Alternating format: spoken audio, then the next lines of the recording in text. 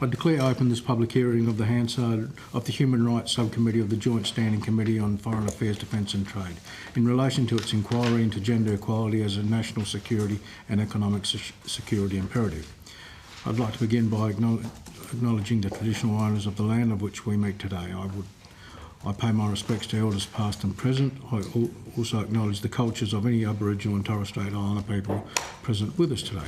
This hearing will be broadcast on the Parliament's website, and the proof and official transcripts of the proceedings will be published on the committee's website. I now welcome officials from the Department of Foreign Affairs and Trade to give evidence today. For the Hansard record, would you please state your names and capacity in which you appear before the Human Rights Subcommittee? And before you do that, I will introduce myself. I'm Tony Zappia, the Chair of the Committee. Perhaps I hand over to my colleagues. Claire, do you want to? Sure, I'm Claire Cludham, the member for Sturt, which is in South Australia. Hello, Lisa Darmanin, Senator from Victoria. Senator? Oh, sorry. Thinking. Senator Collins from New South Wales. Okay. For the Hansard record, would you please state your names and the capacity in which you appear before the Human Rights Subcommittee? So, thank you. Look, thanks, Chair. Jamie Smith, I'm the Deputy Secretary of the Development Multilateral Europe Group in Department of Foreign Affairs and Trade. Might go to the right first and then to the left. Sure. Clemency Oliphant, Acting First Assistant Secretary of the Polynesia, Micronesia and Development Branch. Sorry. Hello, Sarah Story, First Assistant Secretary, South and Central Asia Division. Thank you. I'm Michelle O'Byrne. I'm the Ambassador for Gender Equality. Aidan White, I'm the Acting First Assistant Secretary for Development Policy and Equality Division. Bill Costello, I'm Acting First Assistant Secretary too for Southeast Asia Strategy and Development Division. And I should have said earlier that we may have on the line a couple of our other committee members. I know Senator Dean Smith, I think, might be joining us, and Mr Shane Newman might also be joining us. Whether there's others, I'm not sure. This hearing is a legal proceeding of the Parliament. The giving of false or misleading evidence is a serious matter and may be regarded as contempt of Parliament. The evidence given today will be considered by Hansard and attracts parliamentary privilege. I now invite you to make a brief opening statement or an opening statement before we proceed to a discussion. Mr. Yep. Chair, thank you, and thank you again for the committee sort of holding this inquiry, and you'll have obviously received our report. I'll just make a few brief comments, obviously giving the opportunity for questions, and particularly for representatives from the department to sort of talk in a bit more detail around how we see the current environment and what DFAT and the Australian government's doing around responding and promoting the gender equality agenda globally. I think, as you well know, gender equality is under sustained attack globally. We see it daily in the responses in countries in our region from leaders and others, and that's obviously having flow-on impacts in terms of how that translates to communities, the impact it has on issues around social cohesion, the ability to sort of promote our agenda and the importance of economic development and achieving the Sustainable Development Goals. I think it's also coupled with, obviously, a very strong anti-rights movement, and as we've seen it, the impact that's having more broadly in international human rights, also the multilateral system and rules and norms. I think the concern that creates more broadly beyond just the attacks on gender equality is the risk of undermining democracy and eroding human rights, and particularly where some of those advances have been able to be made globally, but particularly in our region. We know that reducing gender equality is one of the most critical factors to improving sustained long-term development and the growth of economies. The evidence, and we've put a number of examples of this in the report about where the IMF and others have very clearly outlined how the greater inclusion of women in not just society but economy is one of the greatest drivers for economic development, and more importantly inclusive economic development, so greater investment in health, education and the broader elements that come from that. It's also, as we know, to be frank, greater inclusion of women and gender equality in public institutions in parliaments, and that is a factor in terms of preventing conflict and supporting greater social cohesion. We know that when conflict does break out, that it's often women's organisations that are often both not just the victims but the key drivers in terms of bringing parties together and resolving conflict. Examples in our region, as we've touched on in the report, I think is the role that particularly women's and church groups had in Bougainville and resolving the conflict in Bougainville in the Solomon Islands, and also in relation to the independence and the role that women played in Timor-Leste. I'm going to stop there, Chair. As I said, we're very happy to take questions, and we've got representatives who can talk to a range of different parts of the department and the government's work. Mr. Esmister, thank you for that. And I'm sure there will be questions, but the department does have a gender equality strategy. And how long has that been in place for? It was launched, I think, just a bit over almost a year and a half ago now. Okay. It was a new international gender equality strategy. It was really looking at how the government, with the launch of the international development policy, could ensure that gender equality was a very central part of how we were not just integrating it through the development program, to be frank, but our broader sort of foreign policy, our broader engagement globally and particularly in our region. And in that time, can you give us a bit of an overview of how effective you believe the strategy has been?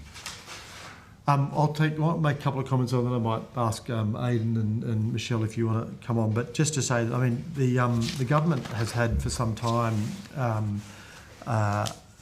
targets to better integrate gender equality into our development program. We had a target of 80% of our programs being able to demonstrate the integration of gender equality. For over a decade, I'll be honest, we've struggled to achieve that target.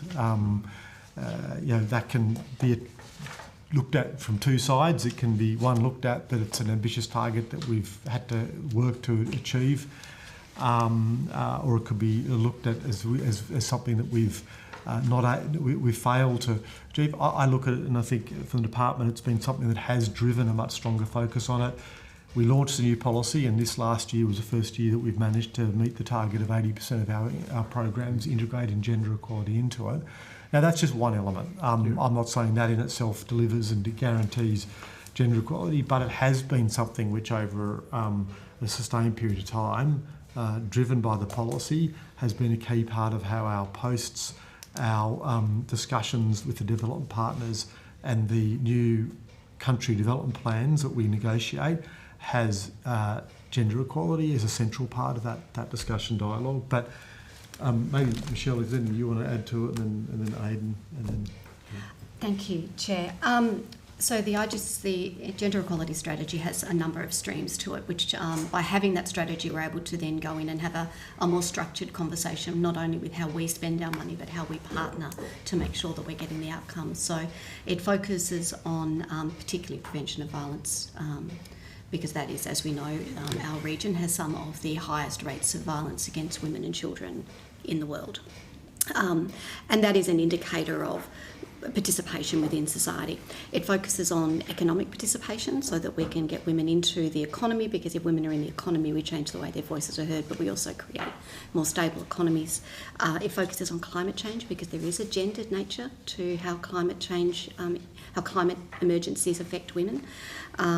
It is linked with the Women, Peace and Security agenda, which is an internationally recognised and adopted agenda, which is around with understanding the role that gender plays in stable, secure, peaceful communities. But really, it's that local leadership and empowering those local voices, so locally led solutions. So what it's allowed us to do is to go in with a framework so that when we do partner for funding, when we do partner with training and initiatives, we've got an overriding knowledge base around how we might be able to assist to make those stable processes work. So by itself, It's a nice document. In embedding it across the rest of the agency and embedding it in all of our engagements and working with other agencies like Home Affairs and Defence, it allows us to be more strategic in the way we invest. So there are a range of projects within it that we've been able to fund, and happy to speak to some of those, and other members of the committee could do so. Perhaps, Michelle, if you give us an example of one or two of those projects. Okay. I'll let Clem also talk a little bit about some of the Pacific Women Lead work, but we've got projects such as Amplify, Invest, Research, the AIR program, and that's actually about recognising that if you empower local organisations and communities who are connected, who have relationships, who have capacity to build, that you'll get a better spend for your bucks. So instead of us going in and funding large organisations, we're able to work directly with local women's organisations about economic empowerment opportunities. So that can be a range of different measures, and I'm sure that Clem would be able to sort of talk to some of the ones that she may wish to showcase for us today. But they're about saying, we know that women's leadership already exists, we know that it is powerful, and we're actually listening to and supporting them to do that. So I might flick to Clem. Yeah, thanks, Ambassador. So one of our kind of flagship gender equality initiatives globally, actually, and certainly in the Pacific, is Pacific Women Lead. And the name says it all. It's really supporting Pacific women to lead in every aspect. This is a portfolio of programs, and it's what we call a whole of ecosystem approach. So it's looking at all of the different parts of the gender equality ecosystem, or the ecosystem that we live in, and it's seeking improvements in gender equality in all of those.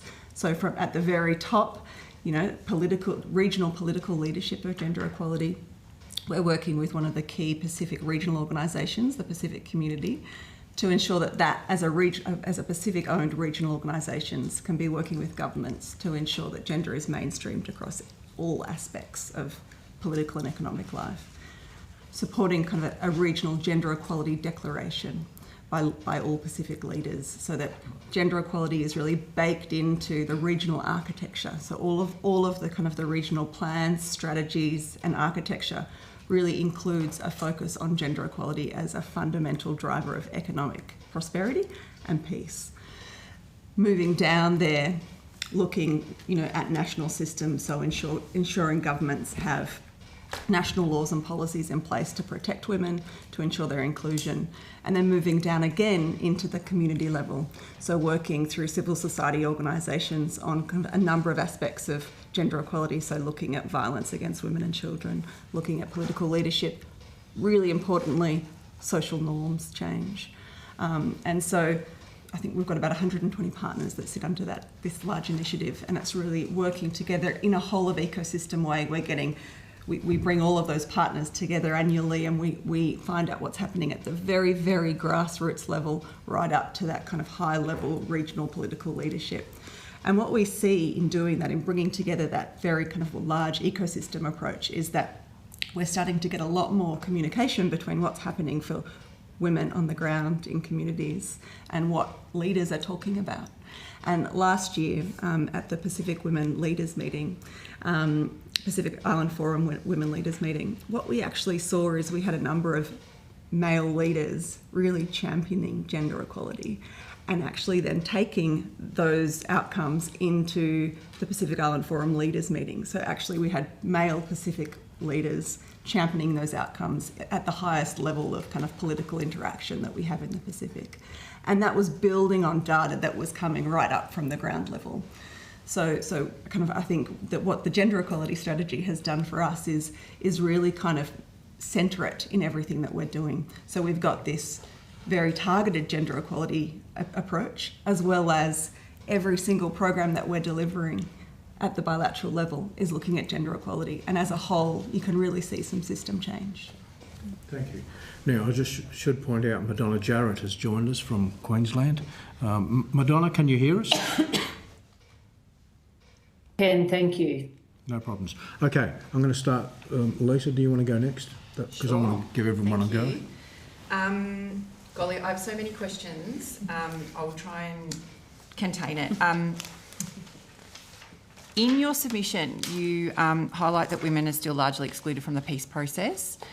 Wondered if you could talk about women's participation in the peace process, why it's important, the outcomes that it leads to, and how we can improve the situation if, what you've said in your inquiry is that the exclusion is a problem. Yeah.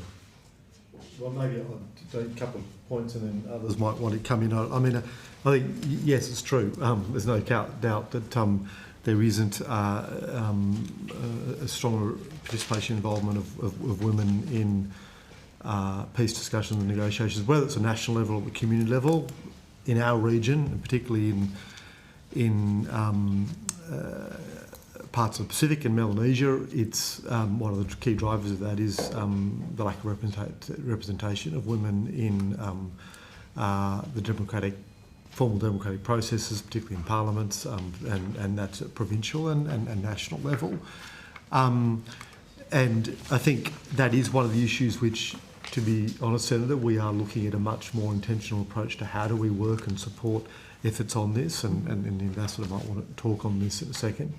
But one of the things beyond the national level of Parliament, the formal process, is also how we are utilising, building on some of the things that Clem's flagged, looking at ways at community level, not just in terms of community organisations, but at the businesses. There's investment in women to be more, not just active participants, but visible in terms of their role in advocating on the perspectives and needs, not just of women, but as we know, what women often bring as being the primary caregivers at times of communities in terms of the broader issues that are critical for either resolving conflict or preventing conflict in terms of issues of education, health, social cohesion.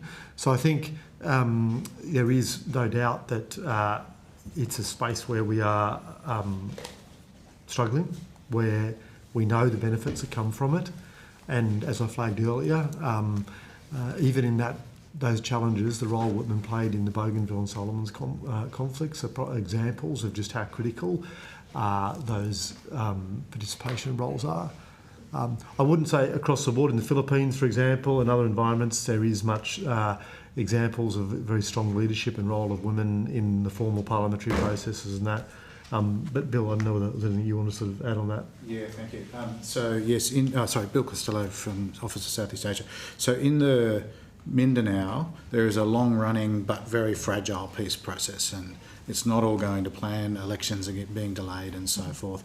We've been funding, working with some humanitarian organisations, the Bay Mediators, who are community-level women mediators. Because the situation there is quite combustible, they're very proactive in, at the very grassroots level, getting involved in sort of clan and family disputes to stop them from escalating. And there are documented cases of them, being able to stop very volatile situations getting out of hand using their networks and their influence. So it's a very good practical example of supporting a very fragile peace process. I'll just say too, Senator, I was actually working in Bougainville in the mid-1990s when it was still a conflict zone, and I can absolutely tell you that it was the women who forced the men to go to the talks and to put a peace process in place. Thank you. I wanted to ask about the Women, Peace and Security agenda. So there is an action plan. Can you talk a bit about, maybe on notice, just because of time, like the reporting that you have against the action plan around progress that Australia is making on the plan, but maybe if you could talk a bit about, your reflections on the effectiveness of the action plan, what else do we need to be thinking about? And I guess, Ms. Oliphant, you talked about the kind of ecosystem, and this is such a large issue. Maybe just thinking about, from your perspective, how departments and portfolio agencies work together. I know that is a very big question, but I'm trying to mash in to try and get sort of the key elements about, rather than what you've submitted, what we can glean from what you think about where we're at and what else we can do. Does that make sense? Sure. If that's okay, Chair, I might take this one for you, Senator. So the Women, Peace and Security agenda, it's important to recognise that it is actually something that is embedded into elements of the UN Security Council, and it is a primary defining framework for most of our partners throughout Southeast Asia, throughout the Pacific, but also particularly with the EU. So it is something that is taken very seriously by most governments. We have WPS roles within our department, but also within Home Affairs and within Defence. We are currently in the process of the review, the mid-term review of the WPS strategy, the 10-year strategy that's in place at the moment. That work will be going to, the findings of that review will be going to the Foreign Minister and other appropriate ministers soon. What is really clear is that in all countries around WPS is that there is that need to look at how you connect domestic and international engagement so that our organisations that are working both domestically in Australia, domestically in the region, are all participating in that broader conversation. There are recommendations around how we treat it, and I think fundamentally it goes to Jamie's comments in the beginning about recognising that it's important that we don't think of the Women, Peace and Security agenda as a purely women's issue. It has to be seen as a broad security issue and an issue that impacts on the way democracies engage and operate. So many of the recommendations go to where we prioritise, where we place, how we lift the WPS agenda into a security arrangement. And looking at and I've only had a brief look so far at the work that's come out of the recently signed agreement with the EU, there are opportunities for us to progress greater partnerships around WPS. It's important to recognise when we think about women, peace and security, though, security means different things to different people. So if you're in countries that are on the verge of conflict or existing in conflict, the Women, Peace and Security agenda is about that. And that could be in the camps in Myanmar about making sure that the women have a level of safety within those camps. So that is that there was an issue around putting your ablutions outside of the camp because you want your ablutions outside of the camp. However, sending women and children to ablutions outside of camps without protection in the middle of the night is incredibly dangerous. So the WPS agenda worked on that, so it works on that sort of level. But it also works on, if you're looking at in countries that aren't in points of conflict, the security can be being able to go to the markets and conduct your market stall without being assaulted. So people look at security at different levels depending where they are. So our engagement has to work with them at that point. And we have at most of our posts defence attachés that are WPS focused. We probably need to think about it. We think about it really well externally. Do we necessarily always talk about it here? I think that's probably the opportunity for us to further embed and strengthen our WPS strategy as a defence and security strategy, and not simply just look, this is something that we do in women's equality and gender space, because it's fundamentally about safety and security broadly. So what would that look like if we were to strengthen and further embed? It's probably not appropriate to speak for other departments, and there may be questions for them. But I think a conversation about where you put things. We all know that that issues around women have historically been seen, and even in some cases, peace, not security, are seen as softer diplomacy issues or softer issues. And I think there's a conversation that needs to be had. If we genuinely understand that gender equality is a predictor of peace, that it is an identifier of unstable democracies, unstable economies that could fall into conflict.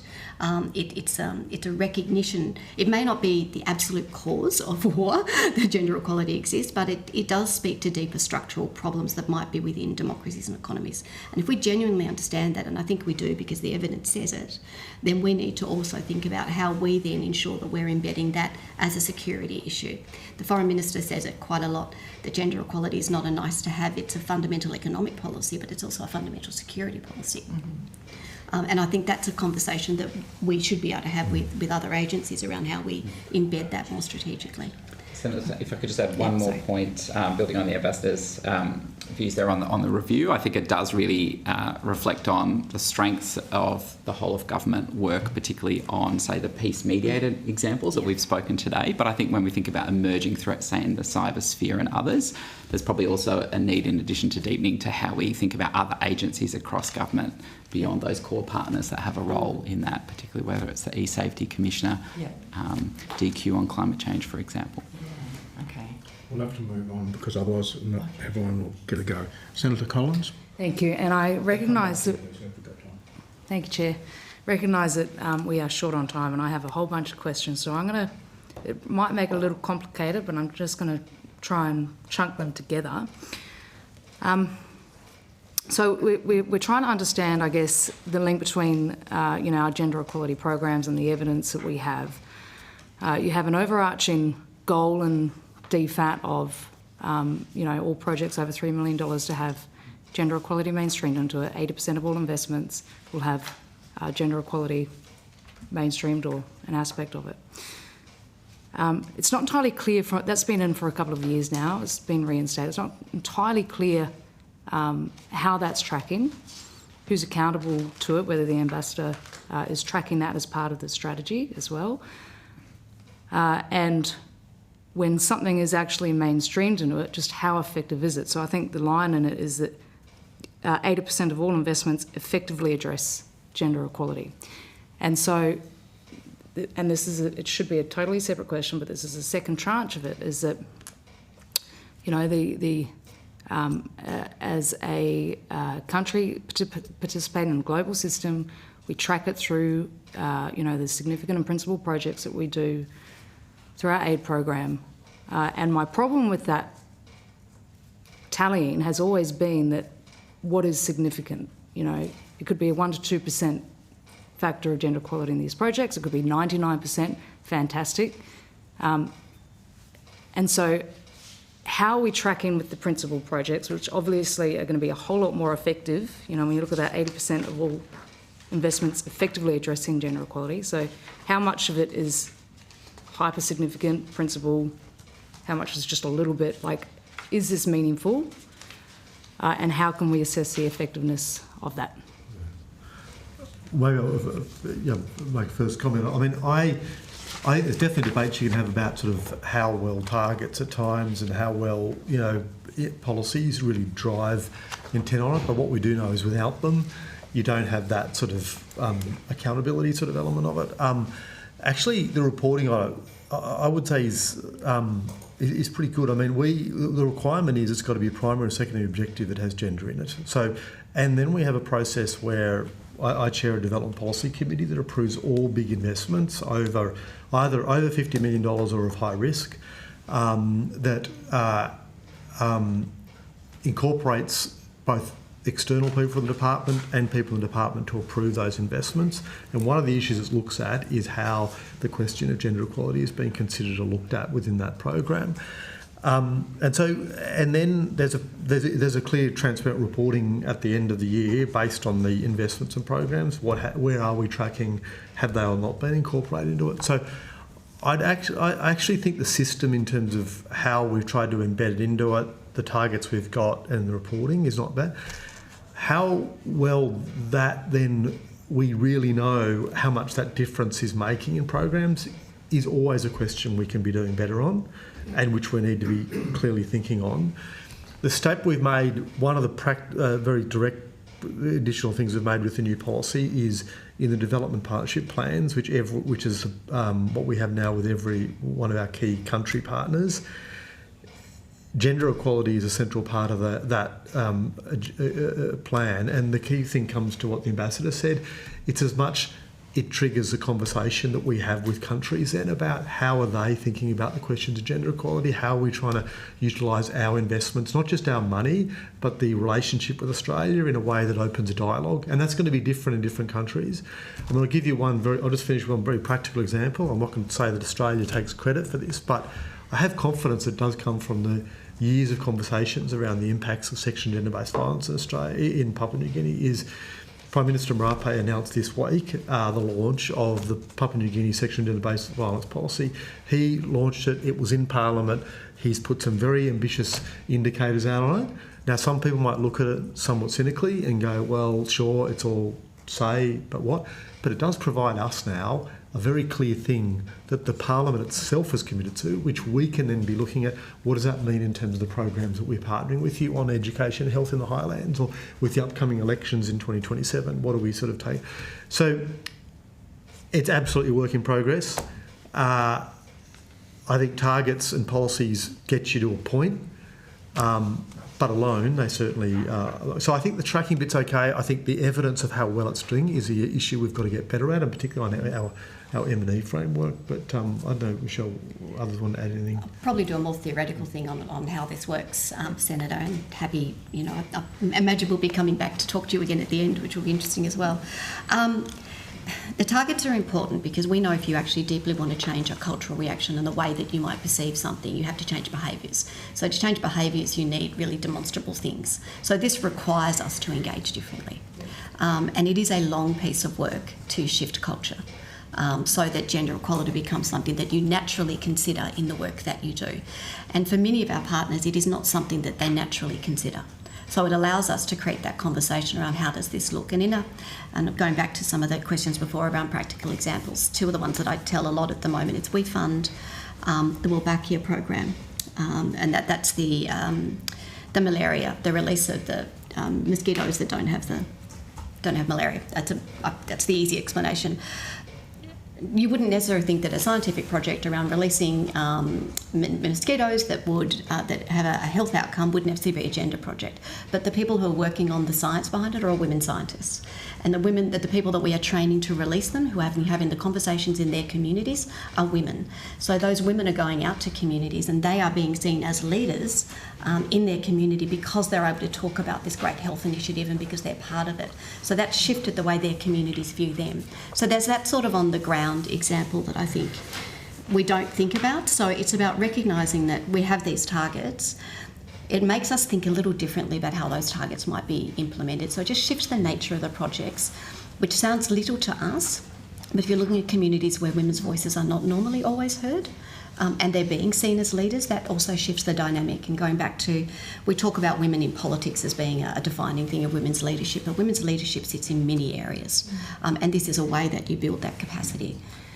I very much appreciate you providing that example of how you can look at a project and then actually not understand where the gender equality aspect comes into it, because there have been projects, for example, Japan funding an airport in Papua New Guinea, $75 million, principal gender equality project, and you think, well, how? How can this be? And so, from an outsider's perspective that doesn't have access to, all that sort of deep knowledge about projects, when DFAT reports, if it can just have a couple of lines in there that, sort of demonstrates exactly how it relates to gender. I mean, I know you guys are really great with your reporting, one of the best, but it helps researchers, it helps gather that evidence from an outside perspective, which you wouldn't ordinarily be gathering because you know the story behind the scenes. So that does help. But in terms of, you said that, gender equality is difficult to shift in the region, and, Pacific Women Shaping Pacific Development proved that. And I think one of the hardest things is that actually there's probably a big mismatch between how we view gender equality and what our standards are, and how people in the islands and Papua New Guinea view gender equality. I'm not saying that as an Australian, I'm saying that as somebody who's talked to a lot of women in the region and say, well, actually, the sort of leadership imperative, the economic security imperative, that's important, but there are still social structures, cultural structures that they still want to be able to operate in, where gender equality, as we view it, can actually have harmful effects. And so I'm wondering whether you have, as a government, you might have it in your strategy, but as a government, and all this gender equality targets that we're aiming for actually recognises a different definition of gender equality. Like, what are we aiming for here? Because we're all talking about gender equality. What are we actually talking about here? If I'm People are comfortable to take that. I absolutely agree, and I think going back to your previous point, one of the issues that we've had is that we're not always good at providing the narrative that backs in the evidence. So there's that, going back to your first question, I just wanted to point out that's work we need to do, because we need to get better at our storytelling about the work we do, underpinned by the evidence. In terms of gender equality, so the strategy is really clear that it talks about locally led leadership, and that actually requires that you have to meet people with where they are. And across the Pacific doesn't have one position on gender equality either. It is incredibly different in every place that we go. Same for Southeast Asia, same for any of our partners. It is important that we go in with a very strong narrative of what our values are and why we're there, but we actually have to meet people where they are, and that's where that voice and that empowering of local leadership and local women's leadership becomes the defining feature of how you might move forward. When Australia talks about gender equality, we mean gender in all of its diversity. That's actually not the law in many countries. So we actually have to operate where people are. And our job is not to go in and say, you need to now look like this. Because, frankly, we've still got things we need to get right. Our violence against women rates are far too high in Australia as well. But we can go in and work with where they are and where local women know that they need to be. And I've not been to a country yet, and I'm only very rarely recently in the role, but in my former parliamentarian role, did a lot of work with women's organisations and women's parliaments in the Pacific. Women are very strong. They have very firm views on safety and very firm views on security and very firm views about where they need to be. And our job is to meet them at the point that they are and assist them to be able to do what they need to do. They are constantly navigating that exact problem around how they have their voices heard and how they have their safety initiated. In many countries, you still need permission to be able to run for parliament. Many women's voices are not allowed to be heard in the public forums in their villages. It is not about going in and saying, this is what gender equality looks like, off you go. It's about saying to those organisations who have ideas, who have things that they think will shift the dial for them, for better inclusion, for better economic participation, for better safety, and supporting them at that level. And that's what the Pacific Women Lead is fundamentally about, is recognising that our answers don't work for other people. Chair, I recognise the time. Can I put a question on notice? You can put the question on notice, because I'm going to go to Claire. With the safe houses, I know there's been a shift from safety to leadership as we should go to the new program. Am I able to get some past 4 years, the funding that's gone into safe houses, whether there's been new safe houses that opened through our funding, and also whether we are meeting an obligation to fill the gap left by USAID withdrawing from UN funding? Thank you. Is it right across the region, UN Women in the Pacific, they're pretty stressed about that. Okay, Claire. Thanks, Chair. Thank you, everyone. Like the senators and the Chair, I always have a billion questions, but I will ask two in the interest of time. So, firstly, this idea that women's economic empowerment and gender equality is an economic as well as a security issue makes complete sense to me. And I just wondered what your views are on whether that will be challenged with the changing nature of conflict. And what I'm getting at is conflict is still, of course, there's physical, invasions and weapons, etc. That's happening right across the world. But cyber attacks, for example, attacks on critical infrastructure, that's a different type of conflict to what we have traditionally seen. And does that put at risk the work that has been done, that gender equality is a national security issue? Because it is so much easier to just, hack into a system and cause disruption. It doesn't matter, maybe it matters less whether there's gender equality or not, that can cause mass disruption. And my second question is, has there been any lessons learned from conflicts that are currently raging around the world? And there are many, but one I'm particularly interested in is Ukraine. So Ukraine has been under attack for 4 years. Has there been any lessons learned in terms of gender equality, what's happening to women and children following conflict that could be applied to our own region? Maybe we'll take the second question first, Yeah. and then I'm happy for the other one to go on notice as well, Yeah. given If you that. could Yeah. be brief about it, I'd appreciate it, because I've still got Madonna who's got a question, Well, which we'll take on notice. I'll be very brief, but then I'm going to ask Sarah just to maybe talk about the humanitarian situation in Rohingya. Because so what I'd say is that what we do know is that whether it's unfortunately in Ukraine, in Sudan, in Myanmar, that women and children are disproportionately impacted by conflict, and particularly in humanitarian crises, and even more so when they're displaced. Women are 14 times more likely to be impacted from conflict and the violations that then occur from that.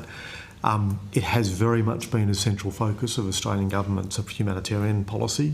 We talked about the international development policy, the gender equality. The other part of that pillar was the humanitarian policy. And Australia is one of the leading funders around how we're funding the issues around sexual and gender-based violence, sexual and reproductive health funding during crises. And to be honest, with the cuts of ODA and others mentioned, it's been one of the areas that's been of greatest risk. So we've lent in even more in terms of how we pivot on that. I'm not saying that we've got this right, whatever else, but it is an area that Australia is seen as a leader on through local programs, UNFPA and what. Just very quickly maybe on the Rohingya situation, because it is the biggest crisis in our region, and Sarah and the team's involved in that, and then Chair back. Thank you very much, Jamie. Sarah Story, First Assistant Secretary, South Central Asia Division. Thanks for your question. Yes, the issue of what we've learned from crises and conflicts in terms of how we deliver our programs are really well illustrated by the Rohingya humanitarian response, as Jamie says, our largest crisis in the Indo-Pacific.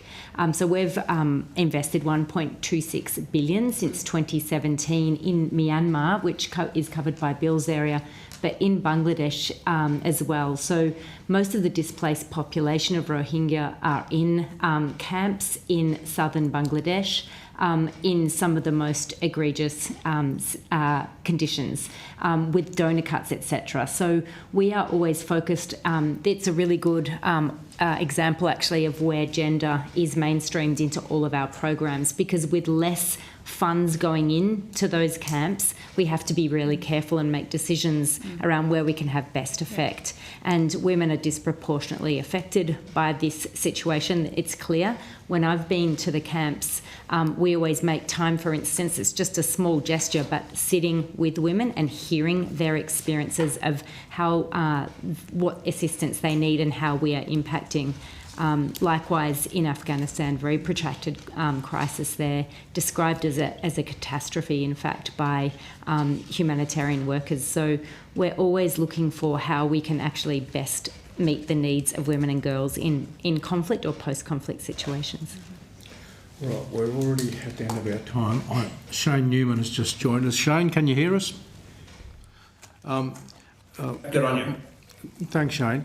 We've run out of time, but I'm going to go to Madonna, who I understand has a couple of questions. We'll take them on notice. Shane, if you've got any questions, again, present them and we'll take them on notice, if you don't mind.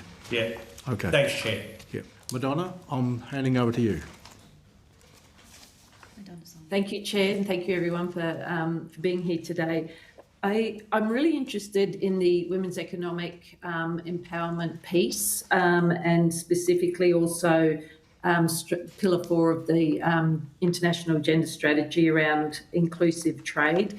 So I would be on notice, are you able to give us some information that explains what we're doing in those spaces, in, let's say, in our critical markets in the region, to support women, whether it be in establishing micro businesses, then supporting them in the ability to move that into an SME, etc. And what steps are we taking to address the inclusive trade, and examples, because I think what we're really looking for is what is the data and what is the evidence of what's working. And my second question, which I'll take on notice also, and I do apologise if you did say this in your opening statement, is can we get a sense of is gender equality in terms of its impact on resilience and security, is it improving or is it actually going backwards? And if it is going backwards, could you give us an indication of your perspective on what's causing that so we can start thinking about addressing those root causes? Thanks, Madonna. Shane, did you have any questions? Yeah, it really is only, and you can take it on notice, and the Australian Labor Party has changed its culture dramatically by affirmative action and our participation in political activities. It's so ingrained in our culture at a branch level, at state level, at a national level, as well as in our cabinet and in our parliament, in our caucus. I'm just interested because it seems to me that gender equality will come in terms of economic equality when political parties really take seriously providing opportunities for women and get rid of barriers for gender equality in terms of political representation. I'm interested in where the whole region's up to, whether we're going forward or backwards, and how we as a country are looking to help women to remove those barriers, or politicians who are sympathetic to remove those barriers, so we can see more women in the parliaments and the congresses around the area. Thanks, Shane. That will have a big impact, I think, in terms of our national security and in terms of enhancing economic security and reducing inequality in those regions. Okay, thanks, and we'll take that on notice. We are over time, and so thank you all for coming in today. You have been asked for additional information, which if you could forward to the Secretariat by the 24th of April, about a month's time, that would be appreciated. Please note that responses to question on notice will be published on the website as submissions to the inquiry, and you will also be sent a copy of the transcript of your evidence to the committee today, and if you feel you need to make any adjustments or corrections to that, again, please advise the Secretariat. With that, once again, thank you all for appearing before the committee, and yes, we might hear from you again at the end of our hearings. Thank you. Thank you. Thank you.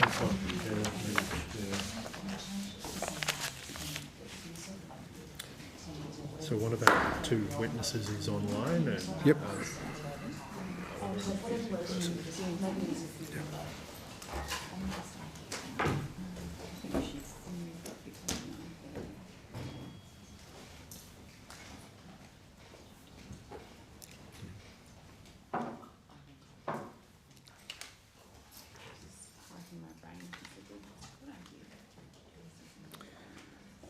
Yeah, I now welcome officials from the Office of Women, Department of the Prime Minister and Cabinet to give evidence today. And you might have heard me saying this earlier on. For the Hansard record, would you please state your names and the capacity in which you appeared before the Human Rights Subcommittee. Now, I understand Ms. Raman is online. Yep. So, Ms. Hall. Thank you. Do you want to state your full name for the benefit of the Hansard record? Clancy Hall, Assistant Secretary, Office for Women. Thank you. Ms. Romain? I can't hear you at the moment. I can see you, but I can't hear you. Can you hear me? Perhaps wave if you can. Yep.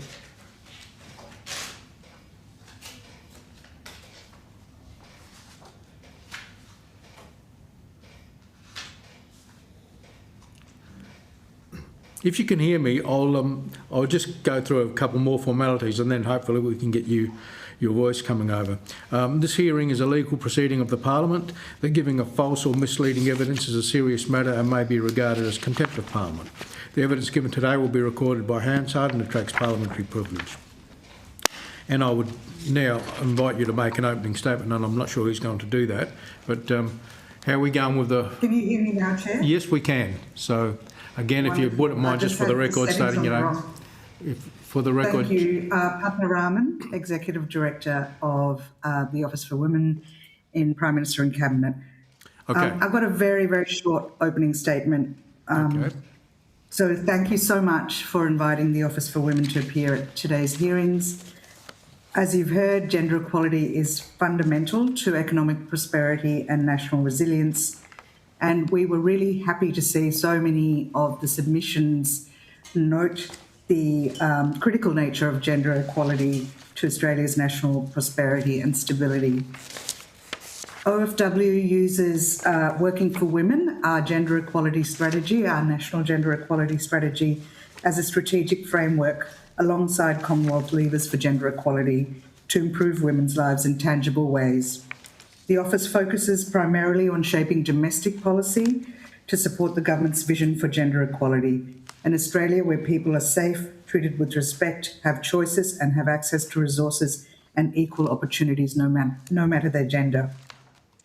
The office holds a stewardship role in implementing the strategy. However, it's the responsibility of all departments and agencies to drive progress towards gender equality. We defer to individual departments on issues relating to their policies and programs. So we're trying to mainstream gender across the public service and are there to provide advice and support when needed. Happy to take questions. Thank you very much for that. I'm going to go in reverse order. Shane, did you want to kick off? Did you have any questions? Sorry, Shane, I can't hear you now. Sorry, No, first time I've committed that sin this morning. Yeah. What can we learn from other countries' approaches? Are there other countries that we should look as role models in terms around the world? The Scandinavian countries, Britain, Western Europe, I'm thinking of in particular. Yeah, it's interesting. I've just come back from the 70th session on the Commission on the Status for Women, and the really interesting thing is how many countries are looking to Australia. We've got a very good story to tell at the moment because we can show that when you place gender equality at the heart of decision making, you can make real progress. We have seen changes in terms of the gender pay gap, in terms of women's participation, in terms of those economic benefits that come from using the skills and talents that women have in your economy. So there's a great deal of interest in what Australia is doing, especially in terms of some of the big structural changes we've made. The other interest that there's been from other countries is also around what we're doing to keep women and girls safe online. There's a really big interest in how we're regulating social media and what we're doing in terms of that online environment to keep women and girls safe. And we're certainly seen as world leaders in that. It's interesting to note that, yes, there are countries that we could be looking at, especially the Scandinavian countries. But one of the things we talked about even at CSW was it's interesting to see that some of those countries where they're economically much more equal, men and women, they still have problems with things like violence against women. And this is a thing called the Nordic paradox, where, in fact, when you see gender equality increase in economic terms, for some reason we're still seeing an increase in violence against women. So it's a complex picture, but we do know that when women participate more and when there's more economic equality, it does lead to greater economic security for the nation. Yes, last time I was in Sweden, they talked about that very paradox. And yes, that's right. I'm just wondering if we are, my words, an exemplar, if we are world's best practice in this region, how are we modelling that and taking our model that seems to be pretty successful generally? How are we taking that to the Pacific region? I mean, I think DFAT are probably a better place to answer that. But I think the fact that we've embedded gender equality into all of our international work is one way of modelling it. And I think the ambassador had some interesting examples of how you model that. One of the things that we've been doing is our domestic strategy very closely aligns with our international gender equality strategy. So, and I think one of the things that we can do is be humble about the things that we still have a lot to learn about. And I think, as the ambassador said, our rates of violence against women are much too high, and we can learn from other countries in our region on their efforts as well. So I think approaching things with humility, but also being able to talk about the things that have worked for us. And what our gender equality strategy says is that we need to make progress against 5 areas before we reach gender equality. So it's not that you need gender equality to, it basically turns it on its head and says, unless we make progress against eliminating violence against women, balancing paid and unpaid care, thinking about women's economic security, women's health and women's role in decision making and leadership, unless we make progress against those areas, we're not going to get to gender equality. And I think that ability to say that we still have a long way to go in Australia is one way to model good behaviour. My final question, Chair, is this. The Department of Prime Minister and Cabinet is not normally a programmatic function, doesn't really have one. It doesn't really dispense money usually, except maybe in Indigenous affairs. It's usually a coordinating capacity and across portfolios. So I'm interested in to what extent your office is coordinating this approach across portfolios in sort of staffing as well as the public service. It's a great question. I think we're a small office, but I'd like to think we're quite mighty in what we achieve. We, as you say, we've got a sort of coordinating role, which really is about making sure that there's a joined up response to gender equality across the public service and across government. So our role is really to convene and coordinate and collaborate with other agencies to ensure that gender analysis is at the heart of all decision making. So while we have gender responsive budgeting, which means that there has to be a gender analysis attached to any new policy proposal, it's broader than that. Our strategy requires us to place gender at the heart of all decisions that government makes. And that's not just thinking about women, that's thinking about all Australians and how policy might affect all parts of our community, because that's important in making sure that our policies and programs are fit for purpose. But as you say, our role is very much to provide advice, to steward our strategy, to ensure that there's capacity within portfolio agencies to be able to conduct the gender analysis that's required both by gender responsive budgeting and our strategy. Thank you, Chair. Madonna, can you hear us? And if so, I'll go to you. I can. Thank you very much, Chair. Gosh, I have so many questions, but I'll try and keep a couple succinct ones. You mentioned in your response there to Mr. Newman that we should be thinking that we do have a lot more work to do, and I absolutely agree that that's the right way to go. But we can also learn a lot from others in our region. So you talked about Scandinavian examples.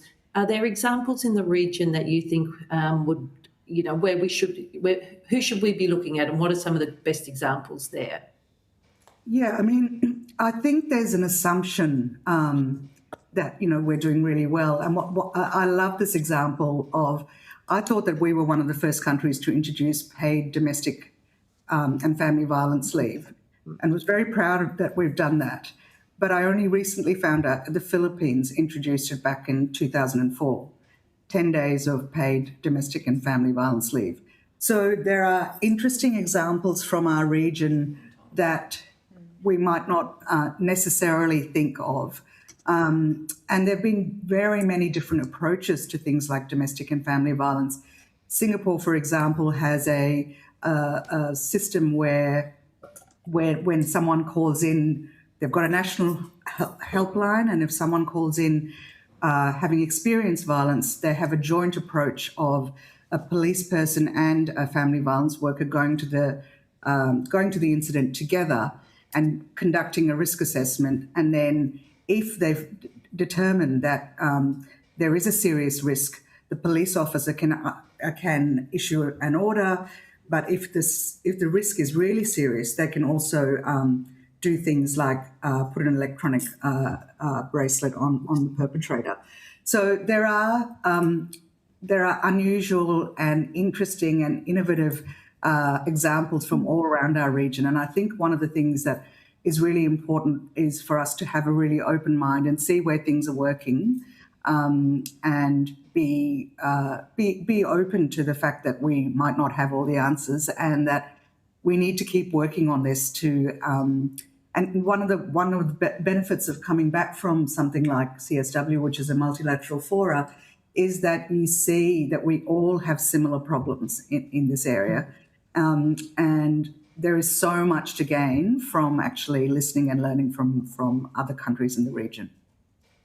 Thank you. And my second question is more as goes towards women's economic empowerment and women's financial security. And we have done a lot, particularly to better support women in the care sector. Wage increases, things like that.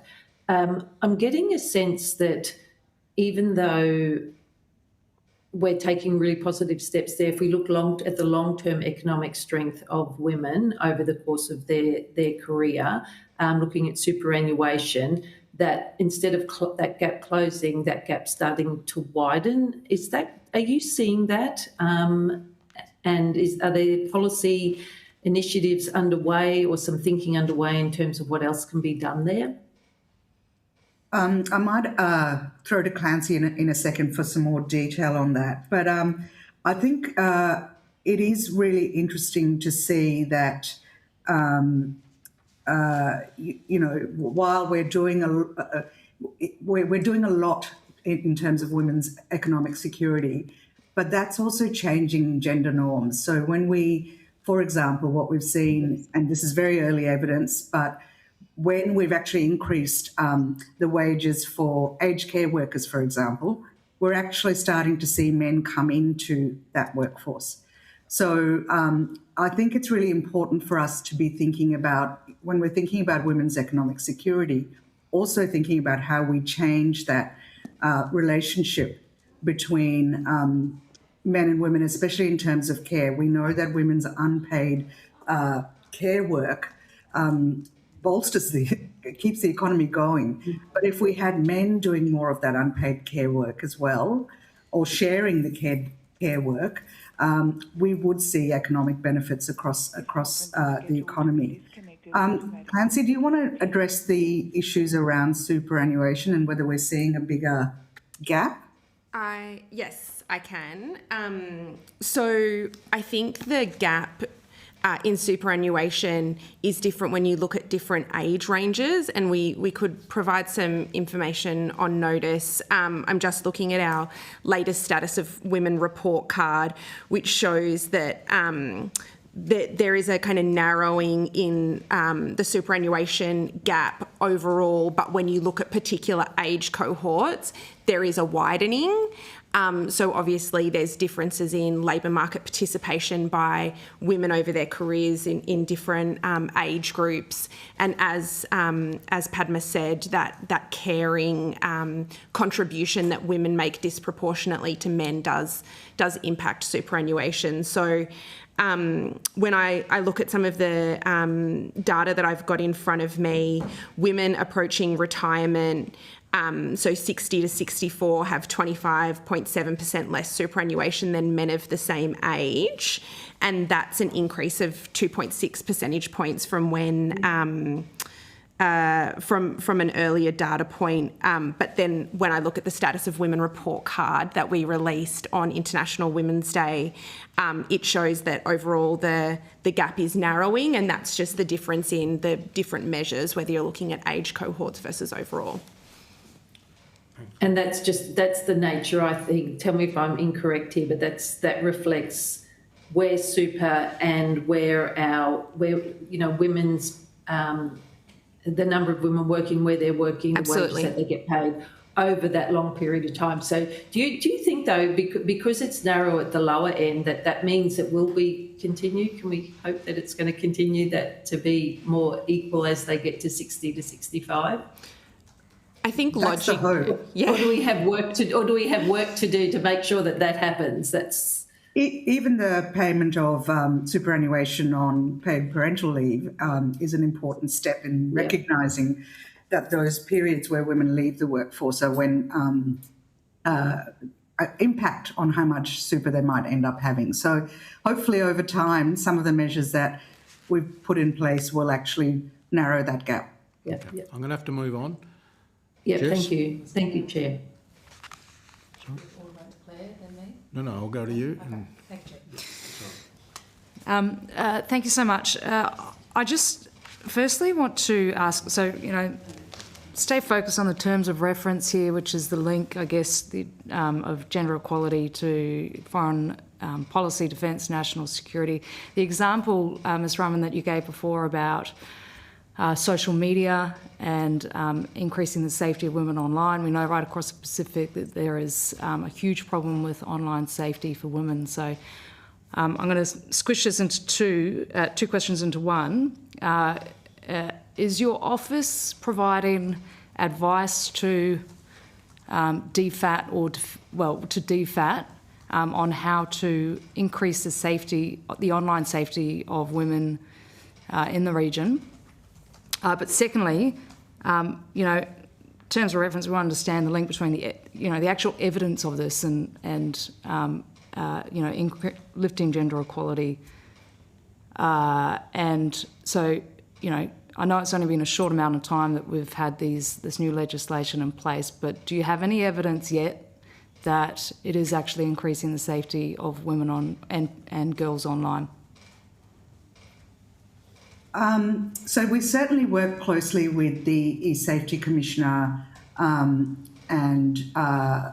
who has the regulatory role around being able to take down cyber abuse and image-based abuse, and that there was a huge amount of interest in both the fact that we have an e-safety commissioner in Australia. It's not there are countries slowly in the region starting to have a similar function, recognising that these platforms are, they're global platforms. So, and this is an area where I think there's much to be learnt from each other and to collaborating with other countries in the region, especially knowing that some of the material is created in the region as well.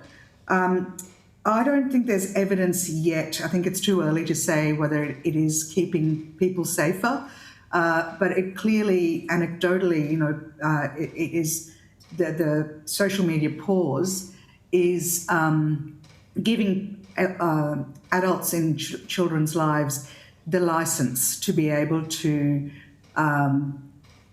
help regulate their children's access to social media, but also to signal that these are dangerous places. And I think that's the really important thing so much of it is so normalised for our young people, and we know that it's disproportionately unsafe for women and girls. So much of it is so normalised. I mean, I have young adult girls in my children, and so much of what they've experienced on social media, including how they use things like location tracking, is just so normalised. So I think for the age group especially that won't have had access, so let's think about girls 10 and under who've never experienced having access to social media, it will make a big difference. We know that there is interest in the ways we've tried to regulate platforms, and that we are seen as being ahead of the pack in terms of some of the work we're doing with the Safety Commissioner. But this is an area where internationally regulation is just not keeping up with the pace at which technology is moving. Okay. And I think we need to be really vigilant around technological spaces in terms of safety of women and girls. So just so I can clarify, you're not, you have a whole of government sort of mandate function, coordinating function, but you're not giving advice to foreign policy, to DFAT on those sorts of programs? Not specifically, but they might come to us and ask for advice, or ask for where they should go in government. So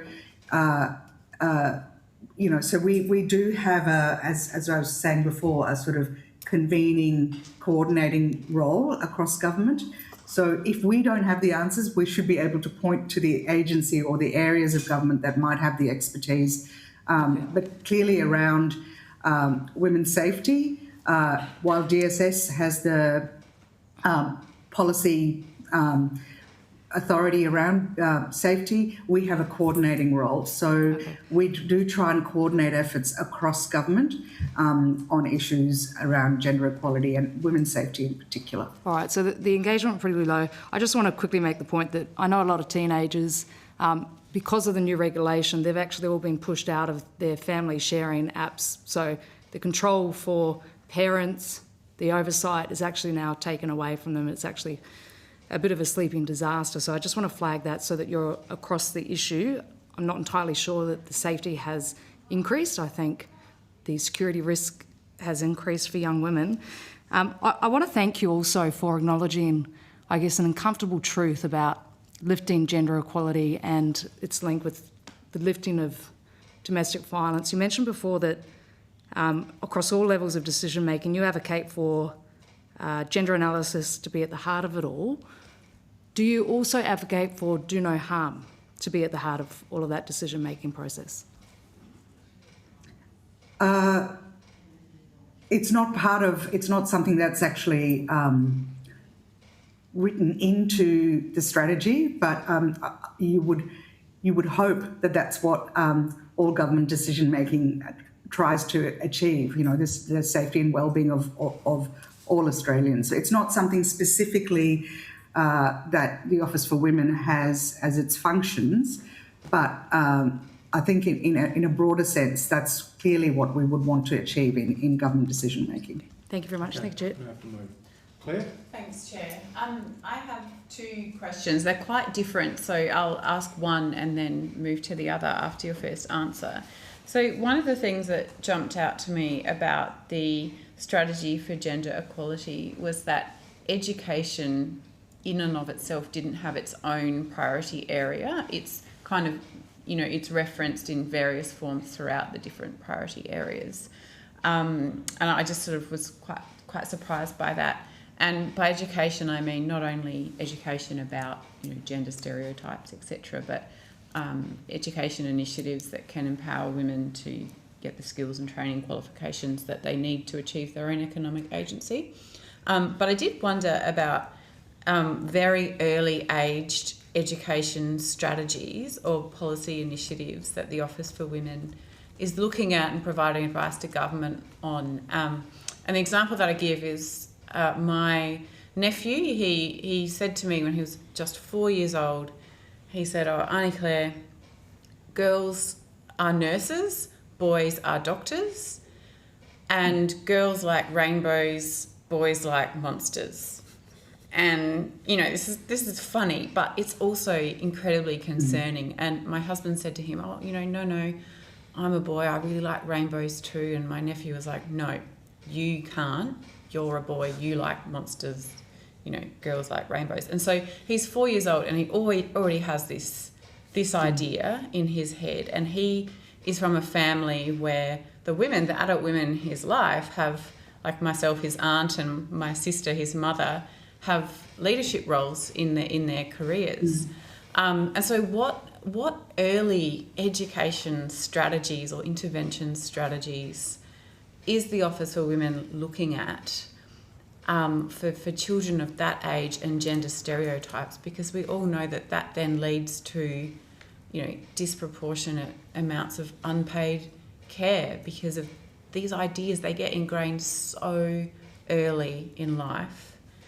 Yeah. What can we do to change that very early mindset? And of course my nephew he's a beautiful kid. In case he ever reads this, he's beautiful. He doesn't mean any malice by it, but he's getting this from somewhere, and these ideas stay and they form early.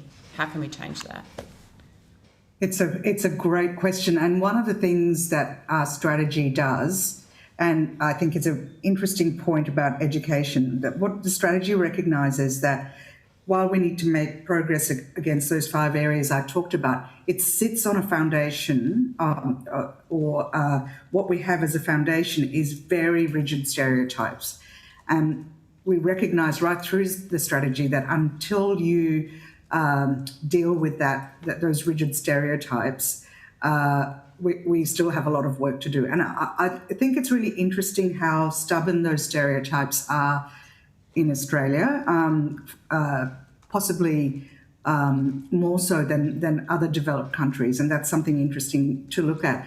I might get Clancy to talk about where we've worked more closely with places like the Department of Education on early childhood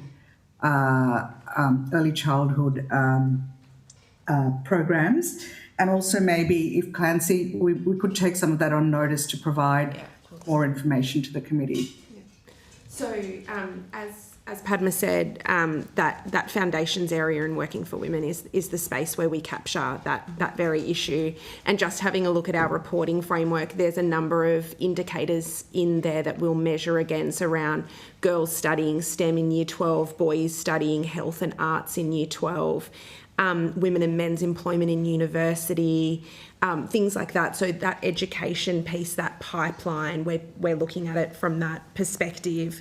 As Padma said, we work across government, and certainly our colleagues in the Department of Education are very aware and active around the idea of norms and the way that we talk about the roles of women and men. I think the other space where the strategy is activating around that is just the roles that men and women play in life as adults. So we do talk about increasing men's role as caregivers, as parents, which we know is not only good for the balance of care between partners, but it's actually good for children as well to have active, present, participating fathers. So we are seeing increases in men taking up PPL, which is a good sign, and then they are raising children who are seeing their dads undertaking this role, and that also helps shift some of those norms. Similarly, women in public life and in leadership roles, the more that children can see women actively engaging in the workforce, in leadership, that also helps to shift those norms. Mm-hmm. Okay, thank you. My second question, if I may share just quickly, totally different topic. So the court system and law reform in the context of gender-based violence. So often we hear, in the media, so-and-so has committed an offence against, a woman, and he was out on bail, or he was out on parole, and there's just this pattern of repeat offending. So I did wonder about what policy initiatives or advice the Government Office for Women was providing in relation to those justice institutions. So, better training, if that is a requirement for magistrates in terms of bail. Do we need to totally reform the presumption of bail, which is obviously fundamentally important to our system of justice, but is possibly allowing for repeat offenders to go back into the community? And also the way that the court system can sometimes be used by perpetrators who have access who have means. So hiring, and again, of course, hiring of lawyers is absolutely fundamental, but there just seems, from stories that have been shared with me by constituents in my electorate, seems to be a bit of one-sided is not the right word, but perhaps some disadvantage for women who have been the victims of family, sexual, domestic violence as they go through the court system. Is there any sort of law reform issue in relation to those two subtopics that the Office for Women is looking at? Thank you. I know it's a very really huge question. Yeah, another huge question. And I guess one of the issues we have in Australia is we are a federation, and each state and territory has different laws around family. We don't even have a common definition of family and domestic violence across Australia. They're largely similar, but we don't have one definition. The court system, we are doing a lot of work under the national plan to end violence against women and children. There is an emphasis in there about thinking about repeat offenders. I think it's really interesting to think about the breakdown. If you think about the breakdown in homicides, intimate partner homicides, we know that over 40% of those people who commit those horrendous crimes have come before systems before. And I think that tells us that there is more that we could be doing to think about how we're dealing with repeat offenders. And all states and territories are doing work on this in different ways. There's also some work being done by the Department of Social Services on sort of high-risk perpetrators and thinking about how we principles for high-risk perpetrators and repeat offending. So there is work happening in all of these areas. But I think one of the things that, especially around sexual violence, something that victims often say is that the legal system really struggles with dealing with things like sexual violence. You know, you try and explain to someone who's experienced sexual violence that if they take their matter through court, if they report and take their matter through court, they're not taking the matter to court. The state's actually taking the action against the perpetrator, and the victim survivor is just a witness. Even that is really hard for someone to understand. So there is a lot of work to do in terms of our courts and justice systems being more responsive to women facing domestic, family and sexual violence. But at the same time, there is work happening across the board. And some of the work that the Office for Women is doing at the moment is looking at systems abuse as well, where systems can be weaponised or used by perpetrators to perpetuate violence against their current or former partners. And that process involves 10 different departments and 10 different secretaries coming together.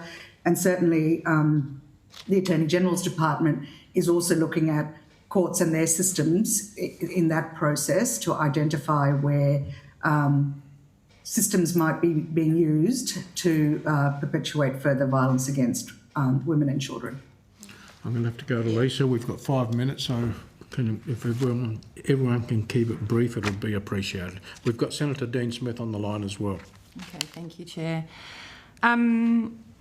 Thank you for your work. In a previous life, I worked at the Victorian Office for Women when we were in DPC developing the first gender equality strategy. So I really appreciate the comments around a stewardship role and the way that you have to work across whole of government to implement rather than be the doers in this space.